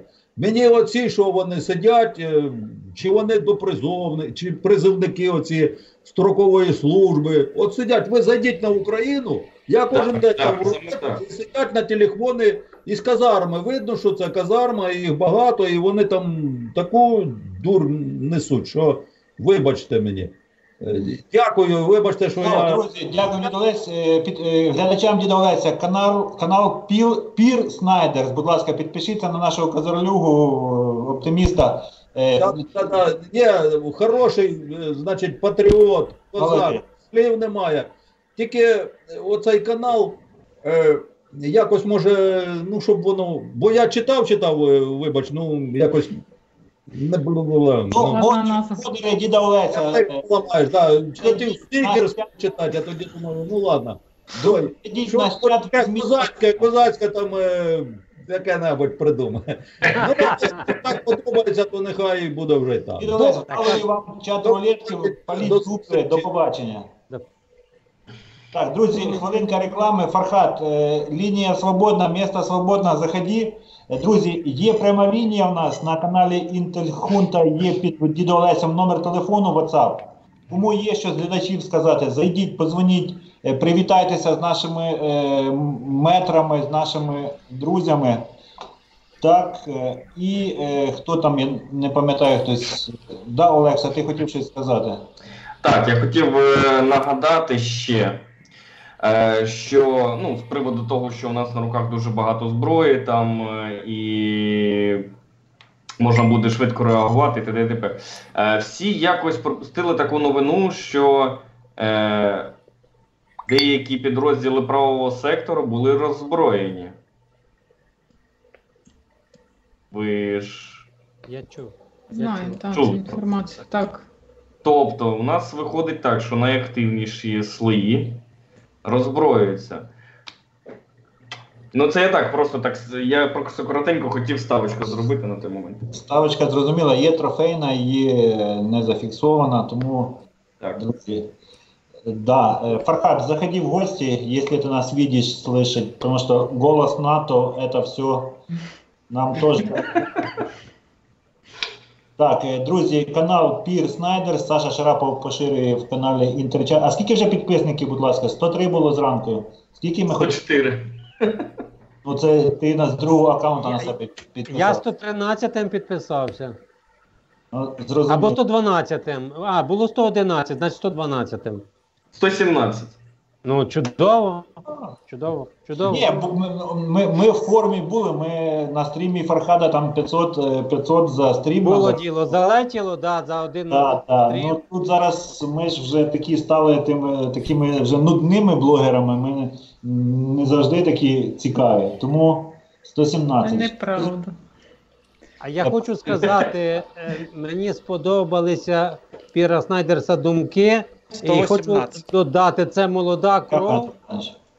І це кров та, яка рушійна сила буде, тому що за молоддю нашою майбутнє. А ми поможемо, як зможемо. Будемо робити все, що і нині робили. Тому вам розвитку, друже. Ми в дружній компанії, тому смію вас так назвати. Я підчитував, що ви пишете там в пункті. Пишу рідко, але читаю, дивлюся. Так що все мені подобається. Тримайте порох сухим, і все буде Україна. Олег, це благословення метра, я не знаю, на цьому можна ставити жирну крапку, але ми ще не готові закінчити наш стрім. Мілочка питає, модератор всія України Юра Карпенко: Василь, ти всім даєш слово, чи тільки метрам? Ні, всім слово. Мілочка, в плані, знаєш, що хотів тебе спитати, от я це не можу, оцей топ-100 народний вибір, от хочу і чат, там вже 30 людей є, написали, самі популярні білоруські блогери. От не можу я заспокоїтися, кому би ви дали в топ народний вибір білоруських блогерів? Ти кого ще знаєш? Кроме наших оцих метрів. Більш нікого не знаю. Нашим би віддала білорусам по голосу. Так як зробила зі всіма нашими блогерами. Кого дивлюся, кого поважаю, а майже всіх.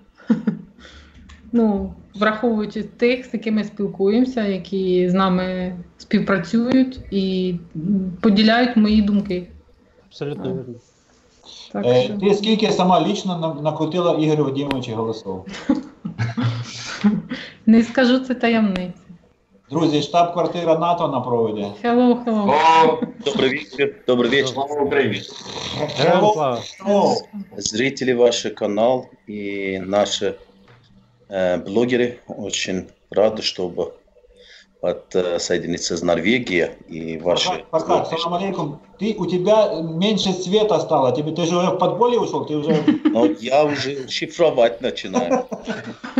Тебе отключили, наверное, свет. Все виноват Зеленский. За неуплату, да? Да, Зеленский всем виноват просто. Не, порох виноват. Да, не путай. Нет, Обама. Вот. Очень даже хорошо, чтобы мы сегодня могли просто сидеть, слушать вашу задумку, то, что происходит в Украине. Страшно, немножко пугает, конечно, но я верю в украинский народ, я верю. Хотя те, кто голосовал Зеленский, это уже отдельно. И тот, который адекватен Украине, переживает за Украину. Sorry. Это вот. Конечно, переживаем и надеюсь, что это выйдем из этой ситуации. Это ненормально, честно сказать.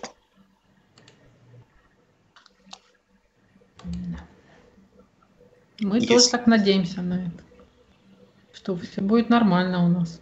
Но вот если даже взять это все посмотреть, да, как они все это друг друга просто подходятся, да, все, что происходит, это не просто так. Это все заранее подумано, на которую шаг за шагом. Это идет туда, куда абсолютно Украине не надо.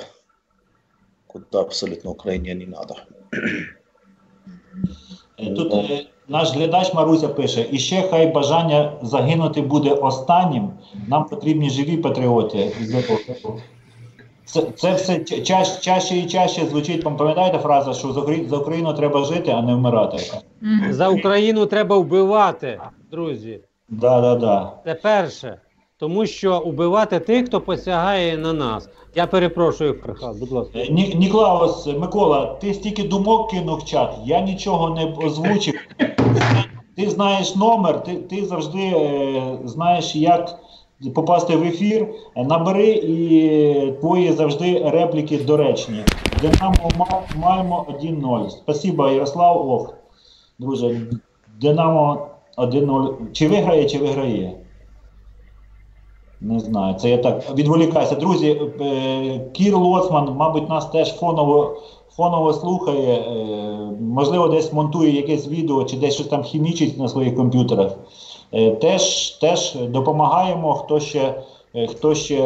Дуже мені сподобалась вчорашня ідея не випив 2 кави і 50 гривень задонатив якийсь чоловік вчора. Тому по одній каві економте, другий тайм і 1-0. Тому ми підтримуємо Лоцмана, його немає зараз письмово, але він завжди з нами, завжди відчуваємо його підтримку, особливо там Фархат, Міла, дуже велику роботу. Да, і реквізити Саша Шарапов кинув. Дякую, друзі. І взагалі, як казав Фархат, наші модери самі круті модери на районі. На нашому районі, а і не тільки на нашому. Анатолій Іванович, телефонують нам. Микола. Добрий вечір, слава Україні. Вітаю всіх, вітаю Фархад, вітаю Чути? Анатолій, Чути, вітаю Микола? Василь, Міла. Да. Всіх вітаю. Сьогодні у вас дуже такий душевний ефір, мені це подобається.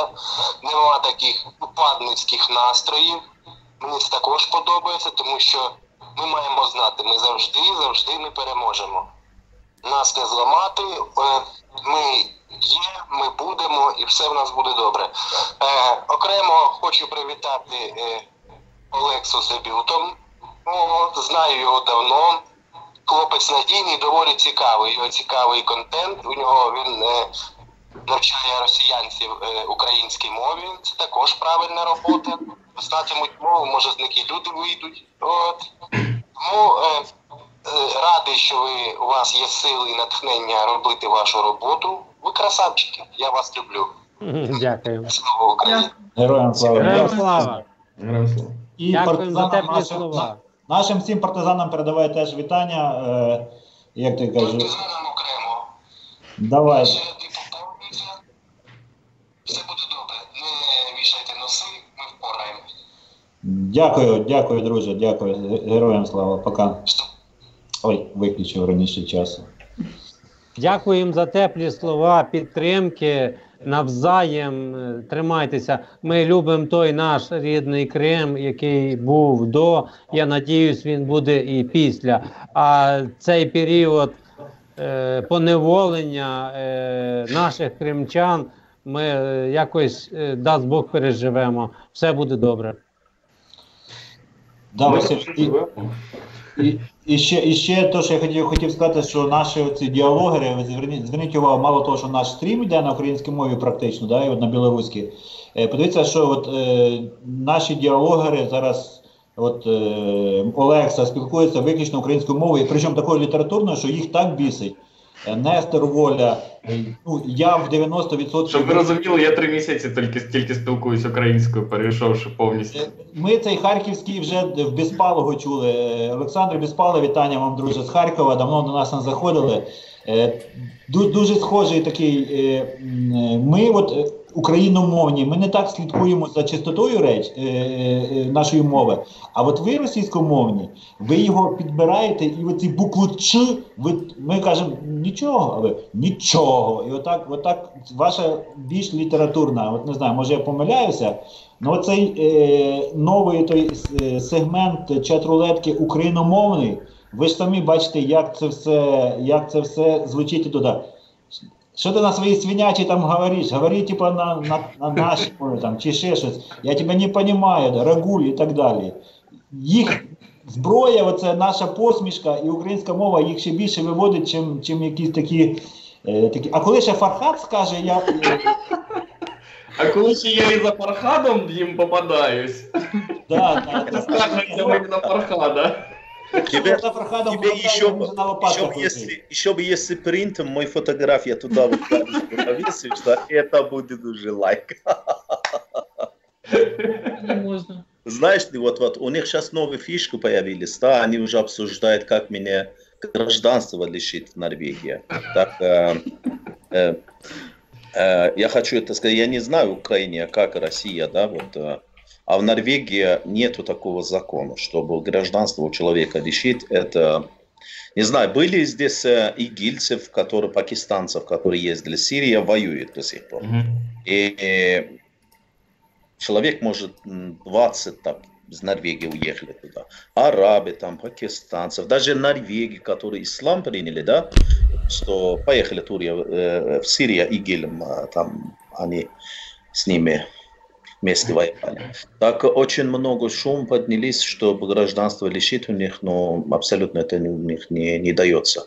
То есть нет, если этого сделать, это просто полностью рухнется все фундаменты демократии и свободы Норвегии, права человека и все, конституция и все. Так что нет такого, возможности нету. Но они не смотрят на это, вот лишили у меня гражданства, то есть решают, чтобы гражданство у меня забрать. Мало что забрать, еще меня отправят на смертную казнь Ирана. Отдать своих граждан только может Зеленский. В последнем обмене 9 или 11 человек. Я вчера договорился, вы знаете, я вот разговаривал с блогером Артем Катков.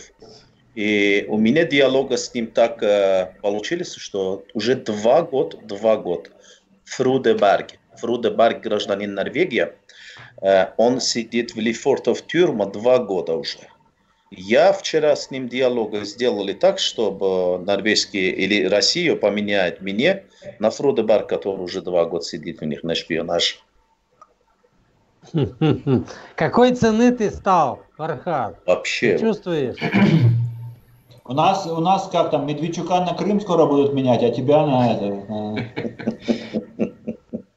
Так, друзі, пише Юра Карпенко в нас в чаті нові правила. За паніку і за все пропало 500 секунд бану або $500 штраф. Так що, ребята, ніякої паніки. А ми не підозрюючи, робимо все для того, щоб було добре, а тут ще й такі, може потім преміальні будуть, ви ж дивіться, якщо комусь штраф. Фархад тобі сосисок набере в багажник, буде їхати на... Через Мурманск. В Донбас, буде їхати в Крим, до нас заїде, нам трошки скине. Ну да, у меня вчера вот просто я заехал в магазин продуктовый, у нас очень, иногда бывает очень конкретная скидка, да, вот. Я Миловина рассказал сегодня об этом. Там курица на распродаже была, целая курица, норвежский свежий, не замороженная, свежая курица. Но это чисто экологическая курица в Норвегии. 2-килограммовая курица, она стоила 29 крон. Это где-то... $3. 3 доллара. Это очень дешево. Да, я 20 штук такое взял, и холодильник, морозилка у меня забит. Сейчас я сегодня фотографирую и покажу им фото, что в следующем году я приеду в Донбасс. Замороженная курица и сосисками, и все. Будем гуманитарную помощь. Ну, тем более, у тебя есть там уже куча знакомых, телефон тебе давали, если заедешь, сразу наберут. Да, вообще. Они так любят вообще. То, что вот мы так уже перешли в такую неформальную обстановку, помню стрим Фархада с этим бешеным этим чуваком, когда он продиктовал тебе номер, ты сделал имитацию, что ты звонишь, а кто-то с российского номера его набрал и в эфире его нахер посылал. Как говорил Кисель, совпадение, не думаю, да?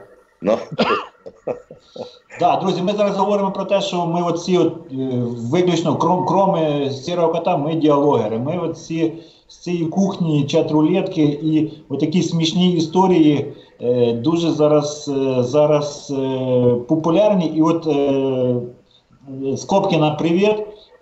Такі вже панічні настрої, що типа, та бля, нахера мне этот канал вже нужен, бля, та не задрали, 2 канала моих положили, та этот Фархад, бля, уже, знаешь, вот, когда листаешь чат, коли листаешь чат-рулетку, есть кнопка Next, і буває, сідаєш і чат-рулетка десь секунд 30 сама листає, зупиняється і знов треба листати. Вони всі сидять, щоб Фархад не попався, вони всі сидять. От сидить блогер і 15 минут листає, просто чути, як він мишкою це. Тобто в них блогерство перетворилося або в збор денег на тайських трансвеститів, або ще на щось, або просто побухати в ефірі. От я не розумію, от Фархад, в чому блогерство? Я к ним захожу в чате где-то 5-6 часов до утра сижу, там с ними общаюсь. Но как с ними общаюсь? Они без меня жить не могут. Это уже понятно. То есть я их не кошмар. Это мне приятно. Вот. Я, наверное, как качество диалогер, да, я, наверное, неправильный человек. Я неправильный человек. Почему Ты я... монологер. Ну, хочу это объяснить. Почему я вообще-то это мне больше и больше останется нравиться. Потому что я просто не понимаю, ребят, я просто не понимаю. Вот они живут в такой вот каше, да, они живут в России, да, у них абсолютно там беспредел, абсолютно нищета там. Но несмотря на все это, у них есть одно фокус. Даже сидит в Москву, получает 150 тысяч рублей зарплата, но у него в голове что-то вот думает, что там хохлы делают. То, что он делает, сразу заходит в чат-рулетка, набирает не Норвегия, не Белоруссия, не Польша, именно Украина, чтобы доказать себе, что украинец виноват в моей нищете, виноват в те санкции, которые на меня накладывали, виноват, что Путин 20 лет сидит. Вот, короче, ребят, вы все виноваты, вот это то, что происходит в России. Так что не просто зря, не просто торта положит там харта Украине как торта, и начинает Жириновский его ножами резать, говорит, это сок наш, этого отдадим туда. Но это они без вас тоже не может, и без Фархада, конечно, тоже они не могут жить. Василий, зачем вы Путина на Россию наслали? Точно. Это наказание, это такое наказание. Они 100 лет уничтожали Украину и 400 лет до этого. Вот им такое наказание. Да, Очень это такая быстро кара справиться з єгипетська, як Бог на Єгипет саранчу там і все такое наслал так. И вы Путина И на Россию. они, россияне, точно такие, как и их президент. Не тешим себя никакими-то иллюзиями, что вот Путина не будет, все останется на свои места. Ни хера. Они Но вот точно... самое интересное, вот человек сидит в Сургуте, я не знаю, Сургут сколько километров от Украины, или где-то... 3,5-3,800 где-то. Да. Ему ближе Прямой Москве, линии. ему ближе Москве, ему ближе Челябинске, ему ближе Чита. Но несмотря на это, он просто прыгает вот это Сургуте, да, что происходит в Киеве. Они вот новости, то, что происходит в Киеве. Кто на демонстрации вышел, перед президентской администрацией кто стоял, что там происходило, какой гость из-за границы приехали сегодня встретиться с Зеленским или депутатом. Абсолютно все про Украину они знают. А несмотря на это, у него же претензия есть к украинским правительствам. Почему вы встретились с, допустим, Нетаньяху? Почему вы встретили вообще Помпею или кто-то там другой, который приехал? Но это не то, чтобы... Вот я тогда смотрю просто этому, но сам живешь в говно, давай разберись, что у тебя происходит. Тут, Фархад, треба зрабіць одну заувагу, што гэта не ўсе людзі, не ўсе расейцы, што ў чат-рулетцы ў гэтай сядзяць больш за ўсё вата, што гэта не зрэз усёй агульнай расійскай гэтай грамадства расійскага. Што ёсць дэмакратычная суполка, якая не сядзіць у гэтай чат-рулетцы, яны не ведаюць нават, што гэта такое. Ну што, то бок гэта дегенераты, якія там заўсёды сядзяць, гэта ватнікі, якія глядзяць Кісельова. Серый кот, то по твоим данным, все остальные адекватно стоят в одиночных пикетах в центре своего города и говорят, зачем война, ну да, все остальные адекватные. Да, я смотрю в этом YouTube, да, вот прямо эфир из Москвы, когда демонстрации были, да. Один в один точно такие ватники, которые сидят в чат-рулетках. То есть чат-рулетка, у меня есть возможность, что прямо с ним разговаривать. А в то, который радио, как это, Рупер называется, или это какие-то там другие каналы, которые покажут, это прямо в эфире, да. Но у меня возможности нету задавать вопросы. Но 2-3 слова журналистам он разговаривает, я уже понимаю, для меня это очень знакомый публику. который в чат-рулетке вижу. Я читаю, что я не смотрю только чат-рулетку, я смотрю их блогеры, которые разговаривают с своими гражданами.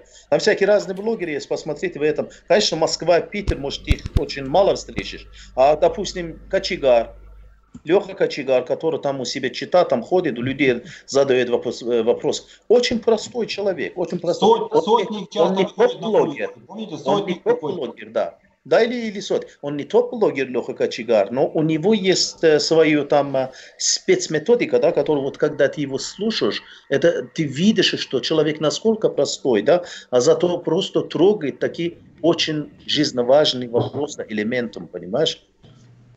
Но для меня абсолютно это все общество вот такие есть, как и в чат-рулетка, потому что их всем интересует Украина.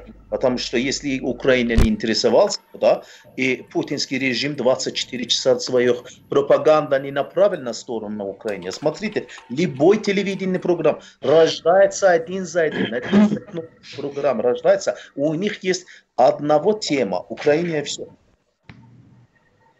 Серый кот, я даю еще комментарий. Ви з Сайгоном нас приучили, що білоруси теж адекватні. Блін, настільки ламаються шаблони, коли ми бачимо большинство білорусів неадекватних в этой чат-рулетке. То есть для меня вот вы с Сайгоном являются какими-то, не знаю, ну, критериями адекватности, и я думаю, что большинство такие. Блин, это тоже не так, к сожалению. Не, Василь, Так. насамрэч шмат беларусаў ёсць адэкватных, але вось то, аб чым я казаў, што у чат-рулетку ідуць вось такія, ну, дегенераты, якія складаюць такі вобраз усёй нацыі. Па ім вось судзяць аб тым, што вось беларусы такія, там ці украінцы такія, ці там расіяне такія, што ёсць нават і в Украіне там ватнікі, якія заходзяць у чат-рулетку. Серик, і... а вы сами общаетесь в чат-рулетке, да? Я ніколі там не быў. Вообще не общаюсь. Я глядзеў толькі як іншыя. Мы уже чат-рулетные блогеры, да, почти стали как психолог. Когда вот россиянец, да, встречаешь, да, вот я-то его не знаю, что он пока, абсолютно я его жизни нигде не видел. И два слова он мне говорит, я уже знаю, что он как думает. У меня даже иногда даже слова не хочу. Даже фон сзади. Да, сзади фон. У него просто вот реагирует на норвежский флаг. Он до сих пор не знает, что это райховский флаг или норвежский флаг. А я ему вчера попал, вот человек сидит адекватный из Москвы. Я ему говорю, я из Сомалии. Это сомалийский флаг. И поверил? Ну, он поверил, конечно. Фархат, а что там было с Калинка-Малинка? Весь вот чат уже плакал. Не, ну это новая фишка. Это новая фишка. Продай нам мы их заставляем песни поет, чтобы жить в Украине, да, чтобы мы вас простили, да, чтобы все нормально создали, как хорошие отношения. Мы им просим, что они пели нам песни «Калинка-малинка». И мы его запишем просто.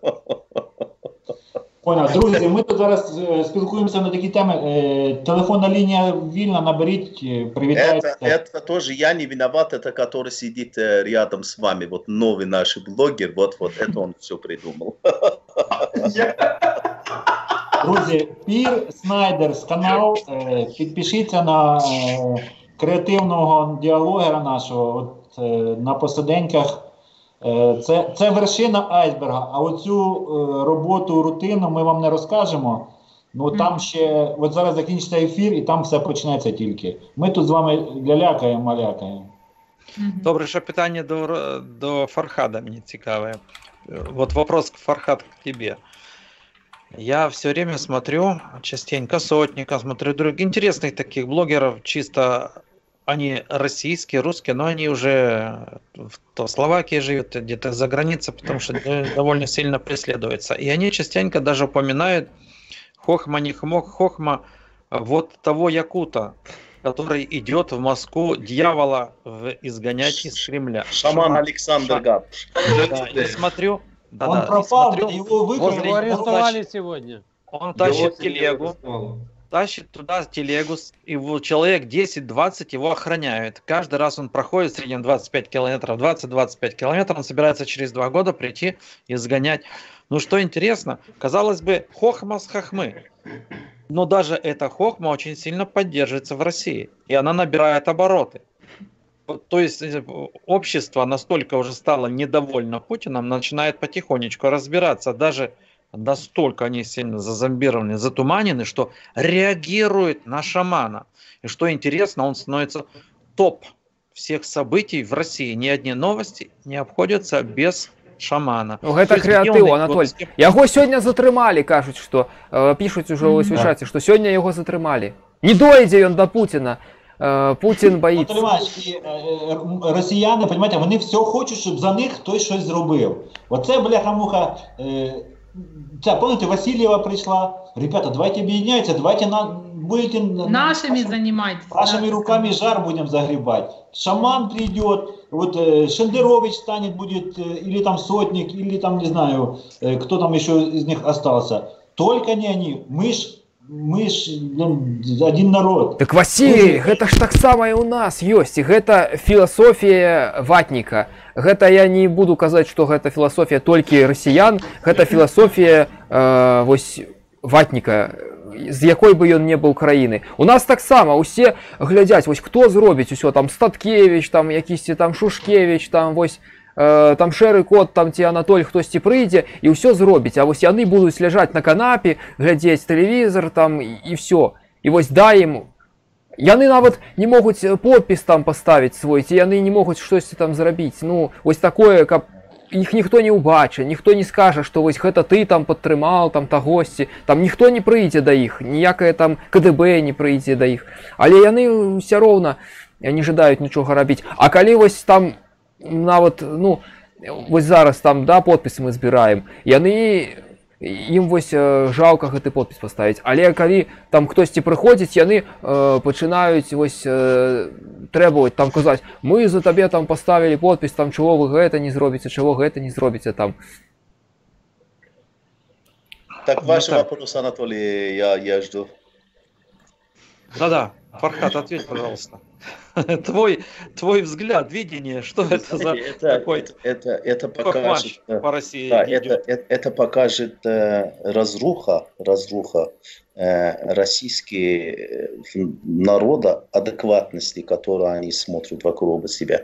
Это до такой степени можно просто народа зомбировать, чтобы без надежды, сколько рекламирует в это общество, чтобы а кого выбирать? Некого. Вот это слово, когда они говорят, да, для меня абсолютно все это ясно, когда они говорят, а кого еще выбирать? Или говорят, за нас все равно выберут. Помнишь, они говорят, я тут ничего не решаю, за нас все делают. У этого народа зомбировали, убивали, чтобы у Путина не может быть альтернатива. Народ уже, они вышли от нормальной, адекватной задумки в голове.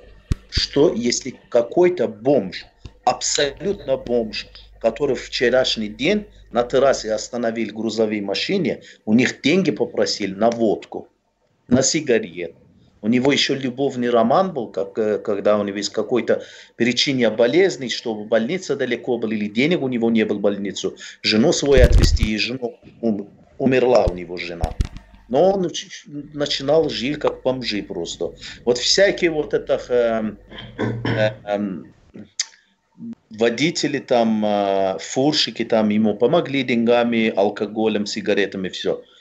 И резко что-то надо работать, а у него абсолютно никакой профессии. Но типа он говорит, учителем в школе работали, или кем-то он был просто.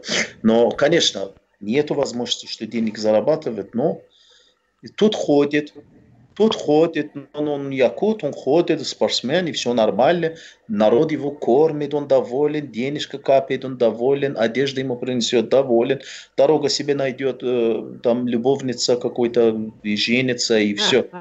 Две, Фархад, две. Да, абсолютно, но как ты говорил, у меня две. Но власти-то реагируют. Российские власти чего боятся? Оказывается, даже его боятся. Знаете, я не думаю, что они Это их проект, Анатолий Иванович. Да, это просто они сами его будут воспользоваться в свое время. Они будут контролировать его дальше его просто. Но вы знаете, это может какое-то движение с тобой взять, которое будет выгодно для Путина. Потому что Путин, знаете, не забудем, что КГБшник, и за него стоит весь КГБ система, которая из любой движения они к своей пользе там воспользуются. Смотрите, я бы не сказал, там система немножко не так. Там уже много в самом КГБ, в верхах очень много недовольных, и они могут запросто его просто слить. Неизвестно ничего, потому что как бы ни было, он свою миссию заканчивает. Потому что недовольство народа растет.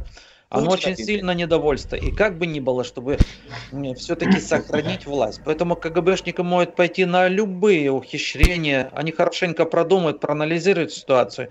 И как бы ни было, нужно сохранить власть. Если власти угрожает Путин, они его просто-напросто спишут со счетов. И опять нужно им же удержаться. То есть придумать нового царя, в новом образе. И пускай это не будет даже не КГБшник, совершенно другой. Но сохранить саму сущность вот этого КГБистского государства. Государства вот этого. Они сделают все для этого. Тут уже коню, говорится, понятно. Ихняя ситуация. А то, что там пошел человек, нет, они никакого роли не играют. В любом случае, любая разруха в головах, их для них прежде всего угроза. В любом случае. И вот такие даже вбросы, впрыски, как якут идет там в Москву беса изгонять или что-нибудь. Даже это не нужно совершенно никому. Не нужно ничего. Им нужно спокойствие в государстве. Опять. Нет, абсолютно я согласен. Государство не нужно, а народу-то нужно спокойно. Да, спокойствие. Но народу, понимаете, нужно, например, если упадок идет в головах упадок, идет не только в головах, но еще и промышленное производство падает, нет ничего, значит нужно хоть какой-нибудь показать движуху. Они будут все равно своими делами заниматься. Но как они собираются эту движуху показать, если идет упадок? Например, меня интересует, что будет дальше с Россией. Потому что инвестиции заканчиваются, сейчас идут вот эти санкции любого рода. Они очень сильно бьют по экономике, по остаткам экономики, которая не заточена на производство, она только заточена на потребителя. И тем более, как бы ни было, вот, они сидят на газовой игле, на нефтегазовой игле, точнее, например, и все люди, которые обслуживают, еще более-менее как-то дышат. Поэтому, вот, говорит Сургута, там человек, да, он обслуживает интересы вот этого всего сброда, поэтому его более-менее подкармливают. Подкармливают этих собак, всякого рода, как их там, Росгвардия, вот. Все эти обслуживающие органы, всякие суды, там прокуроры, всякая шушера, бездельники. И это государство очень сильно еще долго будет держаться. Я не думаю, что его быстро срушит. Там они говорят, вот придет такой момент, и она там взбунтуется. Взбунтуется Россия. Сейчас она, это смешно. Им нужен барин. Все. Они без барина даже не представляют себе жизнь. Они абсолютно не переживают. Вы смотрите, 15 миллионов в Москву. Сколько активнее участвовали в этой демонстрации? Больше половины это был кремлевские люди, которые туда загоняли. А там некоторые тысячи, вот из которых молодежь там недовольна властью, да, они их уже все обнаружили. Активитеты их не уже знают, где они живут, чего, как, все данные. И все. У них всегда будет... Вы думаете, что с Россией будет? Я вам могу сказать, в ближайшие 20 лет там абсолютно ничего не будет. Никому не интересно. Еще вопрос, Фархад, к тебе. Хорошо. Мне касательно... Сейчас, секундочку, Клад. Касательно Беларуси. Например, на твой взгляд, что себе думает наш Лукашенко? Например, судя, например, со здравого смысла, вот, например, присутствует, я иначе не скажу, у нас президент Беларуси. Я, например, в здравом уме человек должен же поступать совершенно иначе. Потому что перед тобой как бы ни было судьба целого народа. Я понимаю, что на 2/3 этот народ уже давным-давно закуплен Россией. Я имею в виду мозгами закуплен всем. Что он-то думает? Я думаю, для Запада, для Америки тоже Лукашенко сейчас больше вес играет, чем Путин. Потому что они спокойно могут играть с Лукашенко в пользу Европы, чем Россия. Потому что, вот смотрите, вот последний американский визит к вашей стороне, да, это уже показало, что Путина, просто показали, что Путин и на свое место. Наш Лукашенко здесь есть, который можем в любое время к нему подойти, с ним включать в договорах, с ним сделать хорошие, добрые отношения, и все. К чему Белоруссия идет? Уже сколько лет она сидит в власти в вашу сторону? Но еще не было таких, как сейчас, договоренностей. Они тянули 20 лет, но уже договоренности они полностью собираются их подписать к 1 декабря. Как бы ни было, идет вот такая ползучая оккупация. Она давным-давно была, но сейчас итог. Они просто штемпель, называется, сверху поставят, и все. И дальше уже суверенитет какой суверенитет. Год назад он орал. Представляете, как он орал? Мы никогда ничего, мы раздадим то, раздадим, полезем туда. А сейчас что произошло? Я думаю, батка, вот это как это Лукашенко, который позиция сейчас занимается, она более-менее ближе к Европе, чем Россия, Путина. Потому что Белоруссия в любое время может интегрировать себя в Евросоюз. Это просто надо, чтобы сила воли народа была. Потому что Белоруссия более... Не сила воли, я думаю, только воля правительства. Я перебивать буду. Воля власти, правительства. Оно не в его интересах. Кот, секундочку, кот, долго руку держишь, он тебя будет... Вось, спадарства, мы уже больше за 2 гадзіны размаўляем. Ужо час наши посядзенькі сённяшнія скончились. Вот на тебе. На самом интересном месте обрывает. Вот я думал, ты что-то хочешь сказать интересно. Вось гэта и жадаю сказать. А вот на тебе. Ты резидент Лукашенко, ты резидент, ты хитрый кот, ты хитрый. Вон я на что, оказывается. Сірий кот, можеш завершати свою трансляцію, я привітався від тебе в чаті, а ми ще трошки, може, поговоримо. Добре. Ми трошки ще порозмовляємо. Я ж кажу, Сайгон як совєтський ламповий телевізор. Треба, поки він нагріється, поки він почне хорошо показувати, вже, бля, футбол кончиться, розумієте? Да, Наталій Іванович, перепрошую, перебив вас.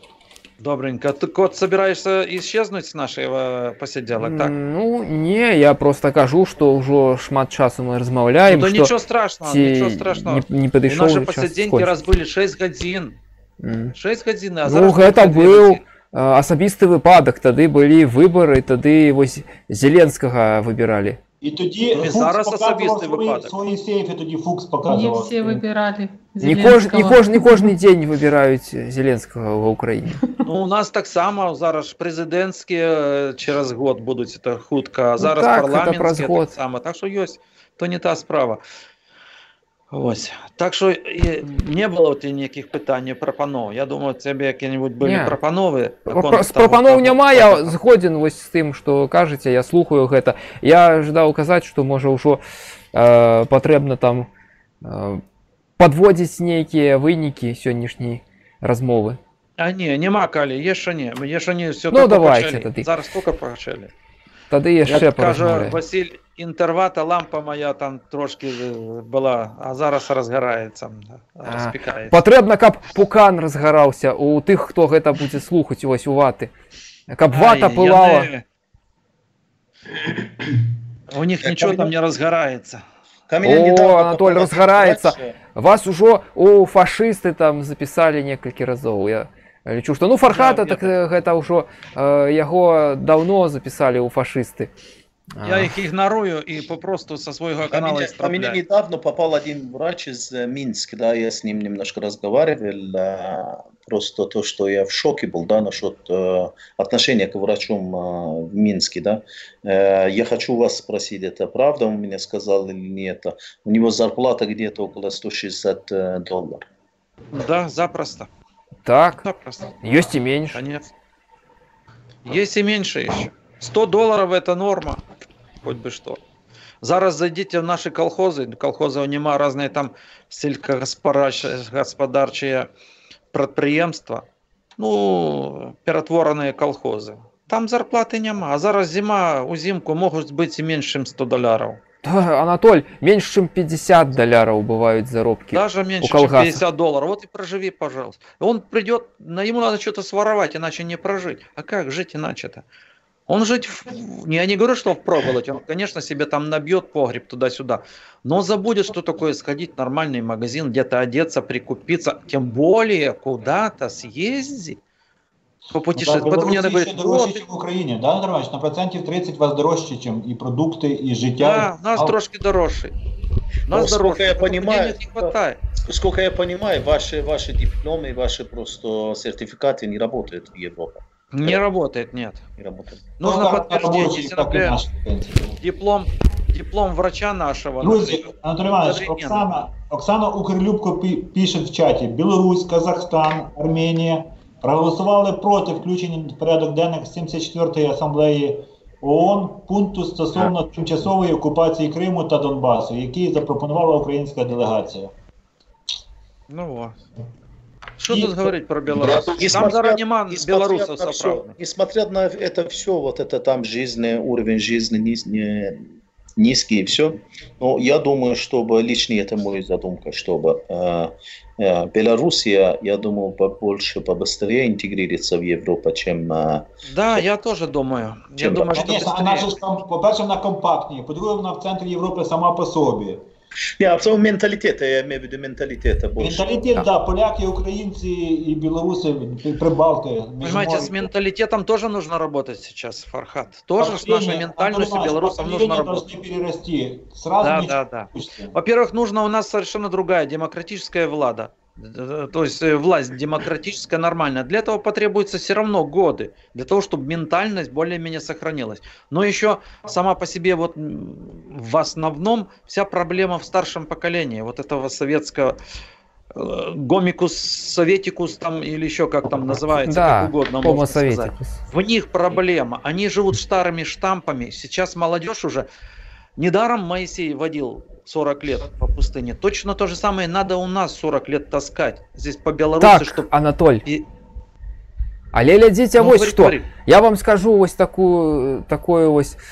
такі парадокс. Я вось абходжу кватэры зараз і стаю на пікетах і магу сказаць такое, што старшае вось гэтае старэйшае пакаленне, яно паказвае большы інтарэс да палітыкі, чым моладзь. Моладзь, на жаль, яна апалітычна увогуле, вось з кожным пакаленнем моладзь становіцца все менш палітызаваным. Яны кажуць, што палітыка нам не цікава, вось нам патрэбны там гульні, там ці штосьці такое, там тэлевізор, там грошы. А палітыка гэта не, вось пусть там старэйшыя дзядзькі там якісьці, яны там сядзяць у тэлевізары, яны там вось вырашаюць палітыку, а нам гэта не патрэбна. Я думаю, молодежь, они начинают про политиками думать или интересоваться, когда у них появляется какое-то окно в перспективе, да, скажем, хорошей жизни. Потому что когда есть одно окно, которое смотрит на Россию, да, которое там хорошей жизни абсолютно нет.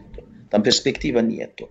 Вот. А когда уже это окошко стоит в сторону Евросоюза, да, Европа, да, вот хочешь не хочешь, молодежь у них начинается думать, чтобы да, где-то можно жить хорошо, а так. Стремиться к этому надо. Хочешь не хочешь, ты уже начинаешь интересовать, почему я здесь плохо живу. Фархат. Часткова так, але часткова не. Вось гэтыя людзі, яны глядзяць на Еўропу, але яны з'язджаюць туды і яны просто хочуць добра жыць.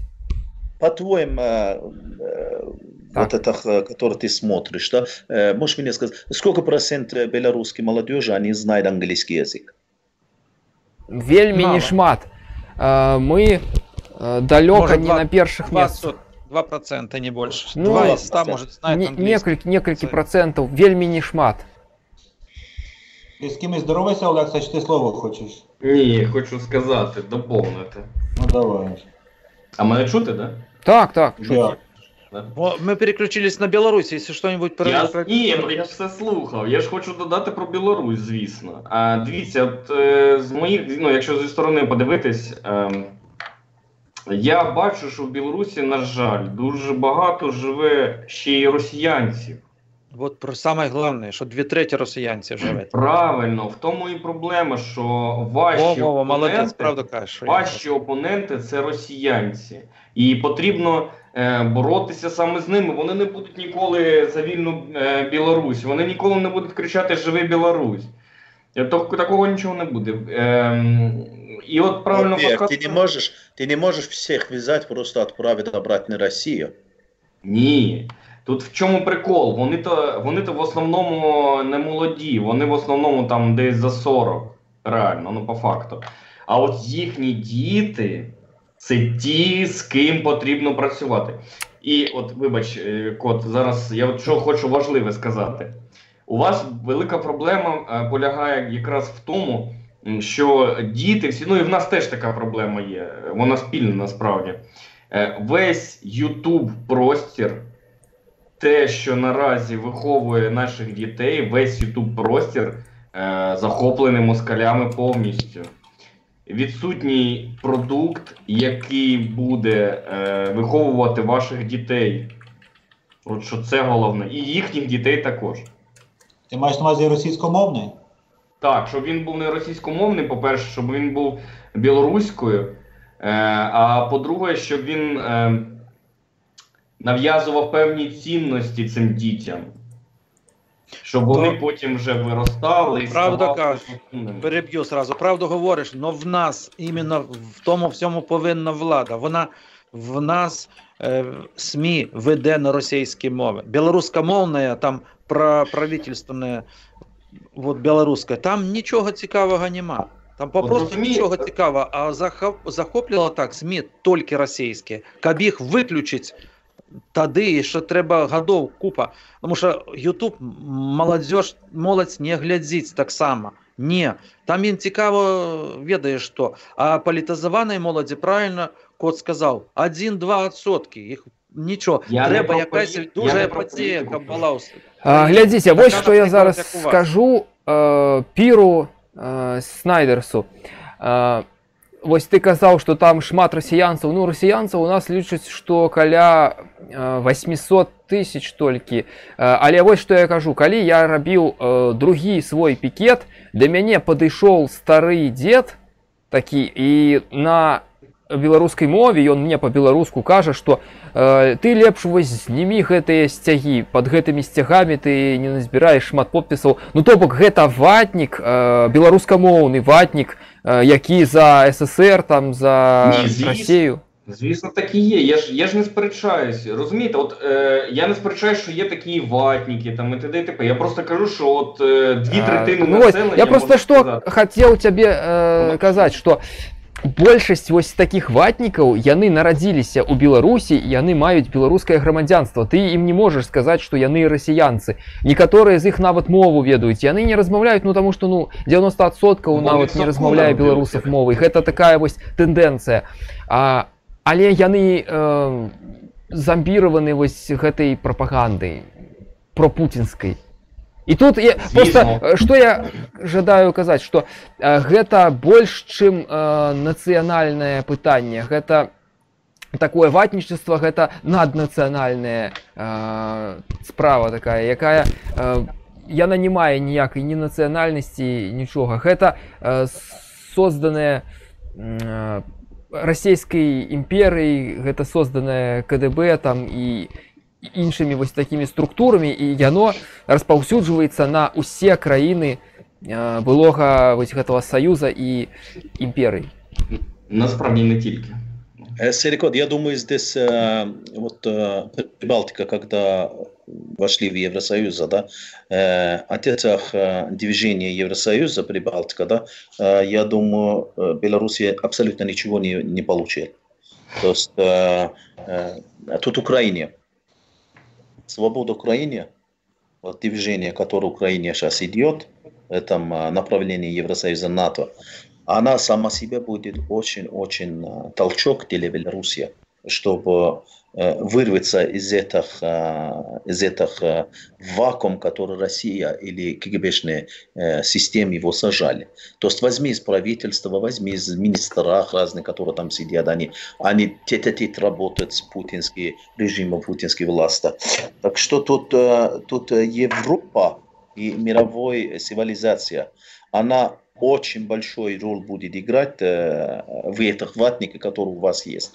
Абсолютно это согласен, что они менталитет, как русский думает, как мыслит и все. Но с ними просто бороться в сегодняшний режим, который Лукашенко создал, абсолютно бессмысленно.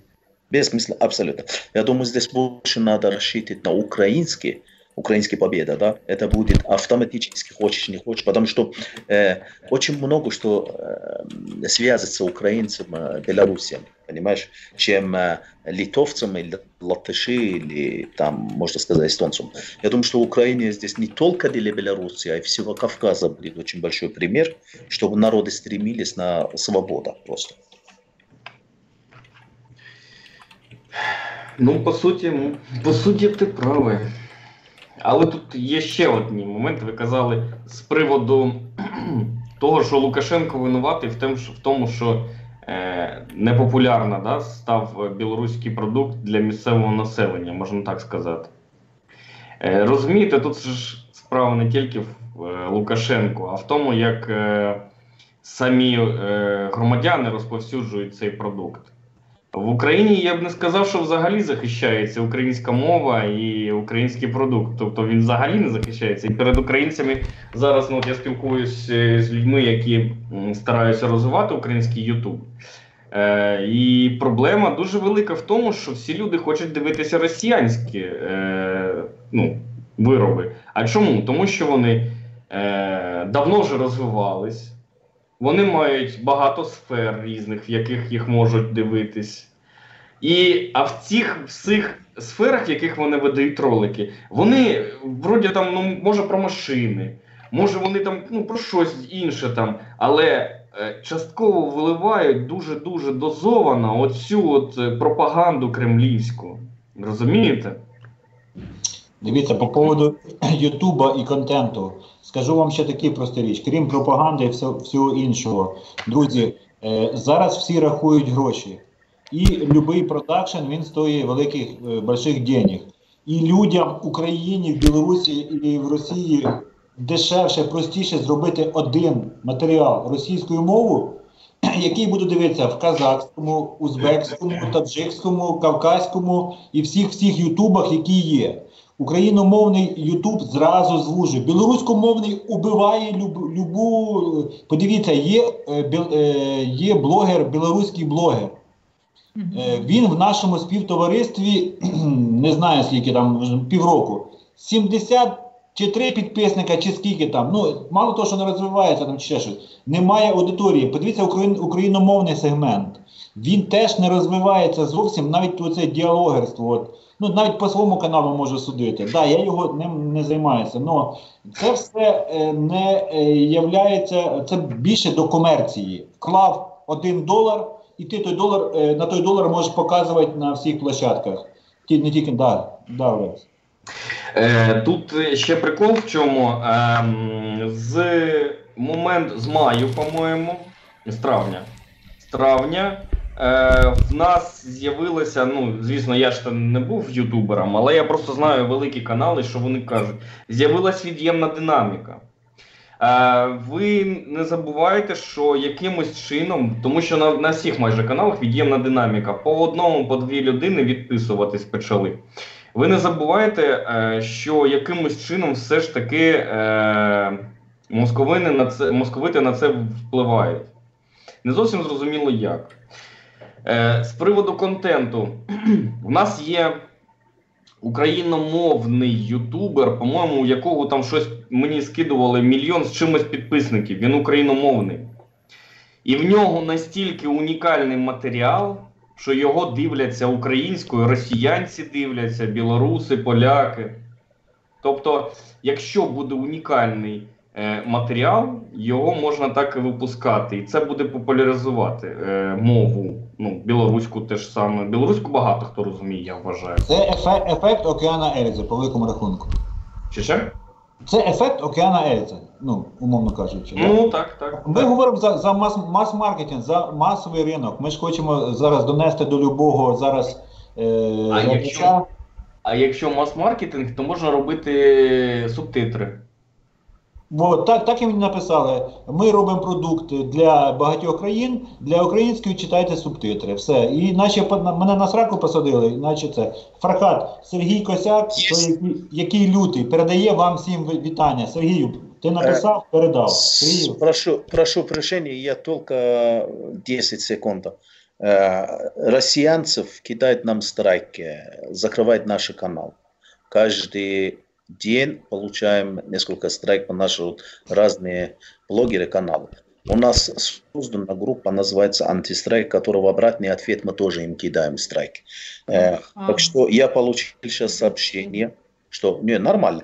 Я получил сообщение, у нас жертва сегодня будет 3-9 царства, у него... Василь, может выключить ему микрофон? Так что я сейчас побежал страйк кидать. Так, ребята, я тебя там жду. Наши клиенты уже работают. Надо его просто... Хто є в чаті, є в телеграмі інтерчат, зайдіть туди, вас перенаправлять туди, куди сказав Фархад, пароль, треба пароль сказати тільки, і все.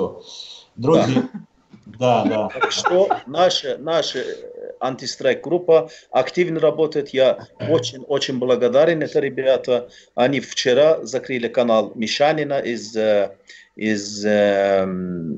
Ростова-на-Дону. Они закрыли канал Вова из Львова. Они закрыли канал Хохлостан. Это, ребят, это бесценная работа. Я вам очень благодарен. Так что... Горбовский приготовится, да? Абсолютно. Это фронт, вот я сообщение получаю, мне надо побежать туда. Спасибо вам. Живо Беларусь, слава Украине. Живе вечно. Героям слава. Будем Вива Фархад. Врагов. Спасибо. Дякую, Фархад. Мы тоже будем тоже много сиди здесь и ждем тебя там тоже. Он активный участник нашей антистрайк-группы. Чао, всім какао. Чао, какао. Давай, друзі, ми теж завершуємо буквально по заключному слову. Сірий кот, Міла, і поїхали по домам. Ну, давайте скажу я. Давай. Тобі теж ще на роботу йти в ночну зміну? Ні. Ну, взагалі-то. Ти ж рани перев'язуєш тим, що це... Да. Перекисю давай. Перекисю модні. Нашим партизанам. Ну, що я можу сказати? Хочеться, щоб це якнайшвидше у нас все розрішилося в нашій країні і з позитивним результатом для українців. Тому що вибір, який я не підтримувала, але змушена прийняти, не подобається. Але ми маємо з тим щось робити, що на даний момент. Тому залучаю з підтримкою друзів, однодумців в цій спільноті, де я з вами знаходжусь, переживати такі важкі часи набагато легше, тому що ми об'єднуємося, об'єднуємо наші зусилля і робимо те, що маємо робити, а там будь-що буде. Дякую. Буде будь-що. Дякую, дорогенький. Сірий кот, теж тобі. Дима, тебя просят. Дима, добрий вечір. Мы тут уже размаўлялі 2,5 гадзіны, вось Міла там толькі некалькі слоў сказала, таму ёй можа было што адказаць. Я ўжо ўсё адказаў, што трэба было, таму не ведаю, якое там слово можна сказаць. Ну, толькі ўсім пожелаць дабраніч, да пабачення ўсім, да наступнага чацверга. Дякую, Сірий кот. Так, друзі, заваріть кави, йдіть, до дітей приложіть, слово даємо Сайгону. Не, я буду кратко, добренько, я буду кратце. Ще Сайгон берестеєць, Білорусь берестеєць. Все. Я віддаю свої, хочу всі десь на своїй мові казати. Я сьогодні ні слова не сказав про свої подорожі. Я вас слухав внимательно. І ніхто не наганув. Добре. А зараз я вам нагану про свої подорожі. Добре? То не Друзі, надовго. через 15 хвилин чекаємо вас біля екранів, буде заключне слово мати Олекса, канал «Спіри». Все, слухайте. Звісно, можна. Ну, до речі, 16 тисяч людей вам хлопають. Ну, я ще не дійшов до ваших коментарів. Дуже цікаве подоріжжя, друзі. Рекомендую на каналі Сайгона. Польщу, отак зараз як лялечка, друзі. Люди їдуть в Польщу, дивляться, що там живуть. Цивілізовано, європейські, і нахрен нам той совок. Тому їдьте за кордон в ту сторону і дивіться. Да, Анатолій Іванович? Я і показав тоє. Так що, дітки, слухайте і дивіться. Так. Поїздив, ще мене буде на 10 днів, мусить ролику всталося, то кусочок. То тільки 10 днів, що я поїздив по Польщі. Ну, в мене ще в плану дуже їздити. Мені подобається та Польща. Польська, вони так, щоб казав польська. Мені подобаються ті люди. Ви бачили тих людей, яких показує. Замечательно, що те, що сміття, що кажуть, поляки сякі, такі, туди-сюди. Некоторі хочуть пролазити в мене в роликах і спомінати там Резню Волинську чи ще де-що. Я кажу, другі вже часи. Не треба тими старими часами жити. Вже не ті часи. Ті люди, які то робили, вже вмерли давним-давно. Як жити тими страхами старими, то нічого ми ніколи не збудуємо. Ми зараз живемо в другому світі. В нас діти, вже внуків, там правнуки повиростали за ті часи. І вони вже будують свою польську. Ваші люди будують Україну, наші стараються будувати Білорусь. Ну, ми в найгірший в дупи поки сидимо проти ваших країн. Я вам кажу, у вас є свобода, є воля, є вибір, і ви то і робили. Нас питається, ви хочете як во Франції, в Україні? Да, ми хочемо як во Франції, як в Україні. Коли таке буде в нас, я не відаю. І ми сьогодні говорили, що тут повно тих ватників, їх не переформатуєш, но в мене хоч маленька така місія є. Я її роблю з радістю, з задовольствием. Я показую, як живуть наші сусіди. Вони вирвалися з того плену, бо то плен саме настоящий, з головою і з тілом був саме настоящий плен. І дивіться, як вони будуються, як вони роблять дороги, як вони друг дружки відносяться, як вони дивляться за порядком. Вони заробляють майже кучу грошей. І вони мають волю. Не нравиться їм Польща, вони поїхали в білий світ.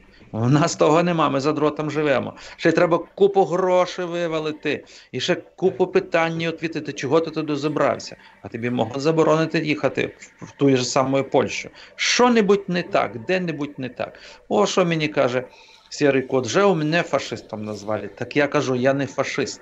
Я білорус-берестеєць, і ніколи не був і не буду. А фашист от там сидить в Кремлі, самий головний фашист. Для мене він фашистське государство, то не государство, то я не знаю навіть що. І Білорусь туди тягне наш президент, наш Лукашенко. Я проти того. Як би він не хитрив, як би він не викручився, за яйця, пардон за слово, схватили і тягнуть. І я би не сказав, раніше я добре вірив, вони з тієї самої когорти. Що Лукашенко, що Путін, як би там не бувало, хоч і не видять друг друга, але він є росіянець, в душі він казав 100 разів і буде казати Білорусь, то Росія, що хочеться сюди, то і робіться, переїжджається, то ваша земля. Нормальний президент, білоруський президент, такого ніколи не скаже. За 25 років він вигодував нове покоління тих білорусів, зомбі, я так кажу, які дивляться на Росію. Вони не дивляться правду, вони дивляться зомбо-канали, вони не дивляться Ютуба.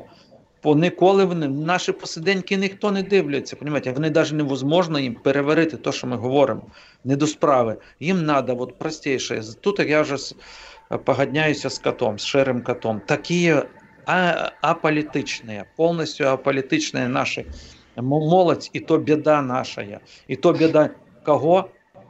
Та саме влади, тому що у нас влада антинародна, і вона робить тільки що кот? Показуху по всій країні. Все, я є право зробити тільки показуху. Це не я. Він сам зайшов. Я, народ, чесно, ну взагалі... Так, Олекса, давай. Пірс Найерс, канал в чаті, підпишіться, Олекса, як тобі з нами було? От ми такі є, як ми є. Не підготовлені. От одна Міла готувалася. Ми отак, як зборна Люксембурга по футболу. Ну да. Доктор, слесар, мерчендайзер прийшли, ввечері сіли, все, ми блогери. Тому от ми такі. Друже, тобі слово, як тобі з нами було, чи прийдеш ще? І взагалі. Ну, все в принципі нормально. Буду заходити по можливості. Я сьогодні просто спеціально, можна сказати, відмінив свій робочий день, щоб перейти. Ну, свій робочий день. Але можна приходити, в принципі, цікаво, можна спілкуватись на деякі теми. Всім хочу побажати тільки одного. Щоб всі об'єднувались наразі, плювати які політичні погляди, щоб всі готувались, і причому готувались на словах, щоб у всіх стояли зібрані речі спеціальні, хто знає, той знає, що повинно бути в комплектах, щоб у всіх були аптечки, щоб у всіх були запаси їжі, тому що якщо у нас бахне, то бахне з двох фронтів, і на внутрішньому, і на зовнішньому. Тому всім бажаю, щоб все було Україна, живе Білорусь. Живи вечно. І всім всього найкращого. Бачите, Ось, Василь, это звонил Анатоль. Это мне потелефонував Анатоль і каже, що у його вилетів скайп. Я кажу, у мене він разів 5-6 вилетів за сьогоднішній ось. Анатолій Іванович, чисто случайно, поки вас там майор виключав, ми попрощалися вже. Продовжуйте. Коротше, то ваша робота, Василь. Я руки підняв, коли ви вилітали, я руки от підняв. Хрясь, у мене все злетіло. Опять я ввожу по новий пароль, логін і заходжу, тільки вийшов. Що Ой, то ви там щось наговорили вже, Анатолій Іванович. Так, вже хтось підключається до мене і до того. Раніше такого не було, вдруг сьогодні глючний скайп. Чого він глючний? То вже... Поліна каже, Лукашенко майор писав. Я пробачаюсь, змушена вас покинути. Ну все, дякую. Отак, все, всім на добраніч, до побачення, я теж. Завершуємо, друзі, трансляцію. Слава Україні! Друзі, з нами був. До побачення, до нових зустрічей.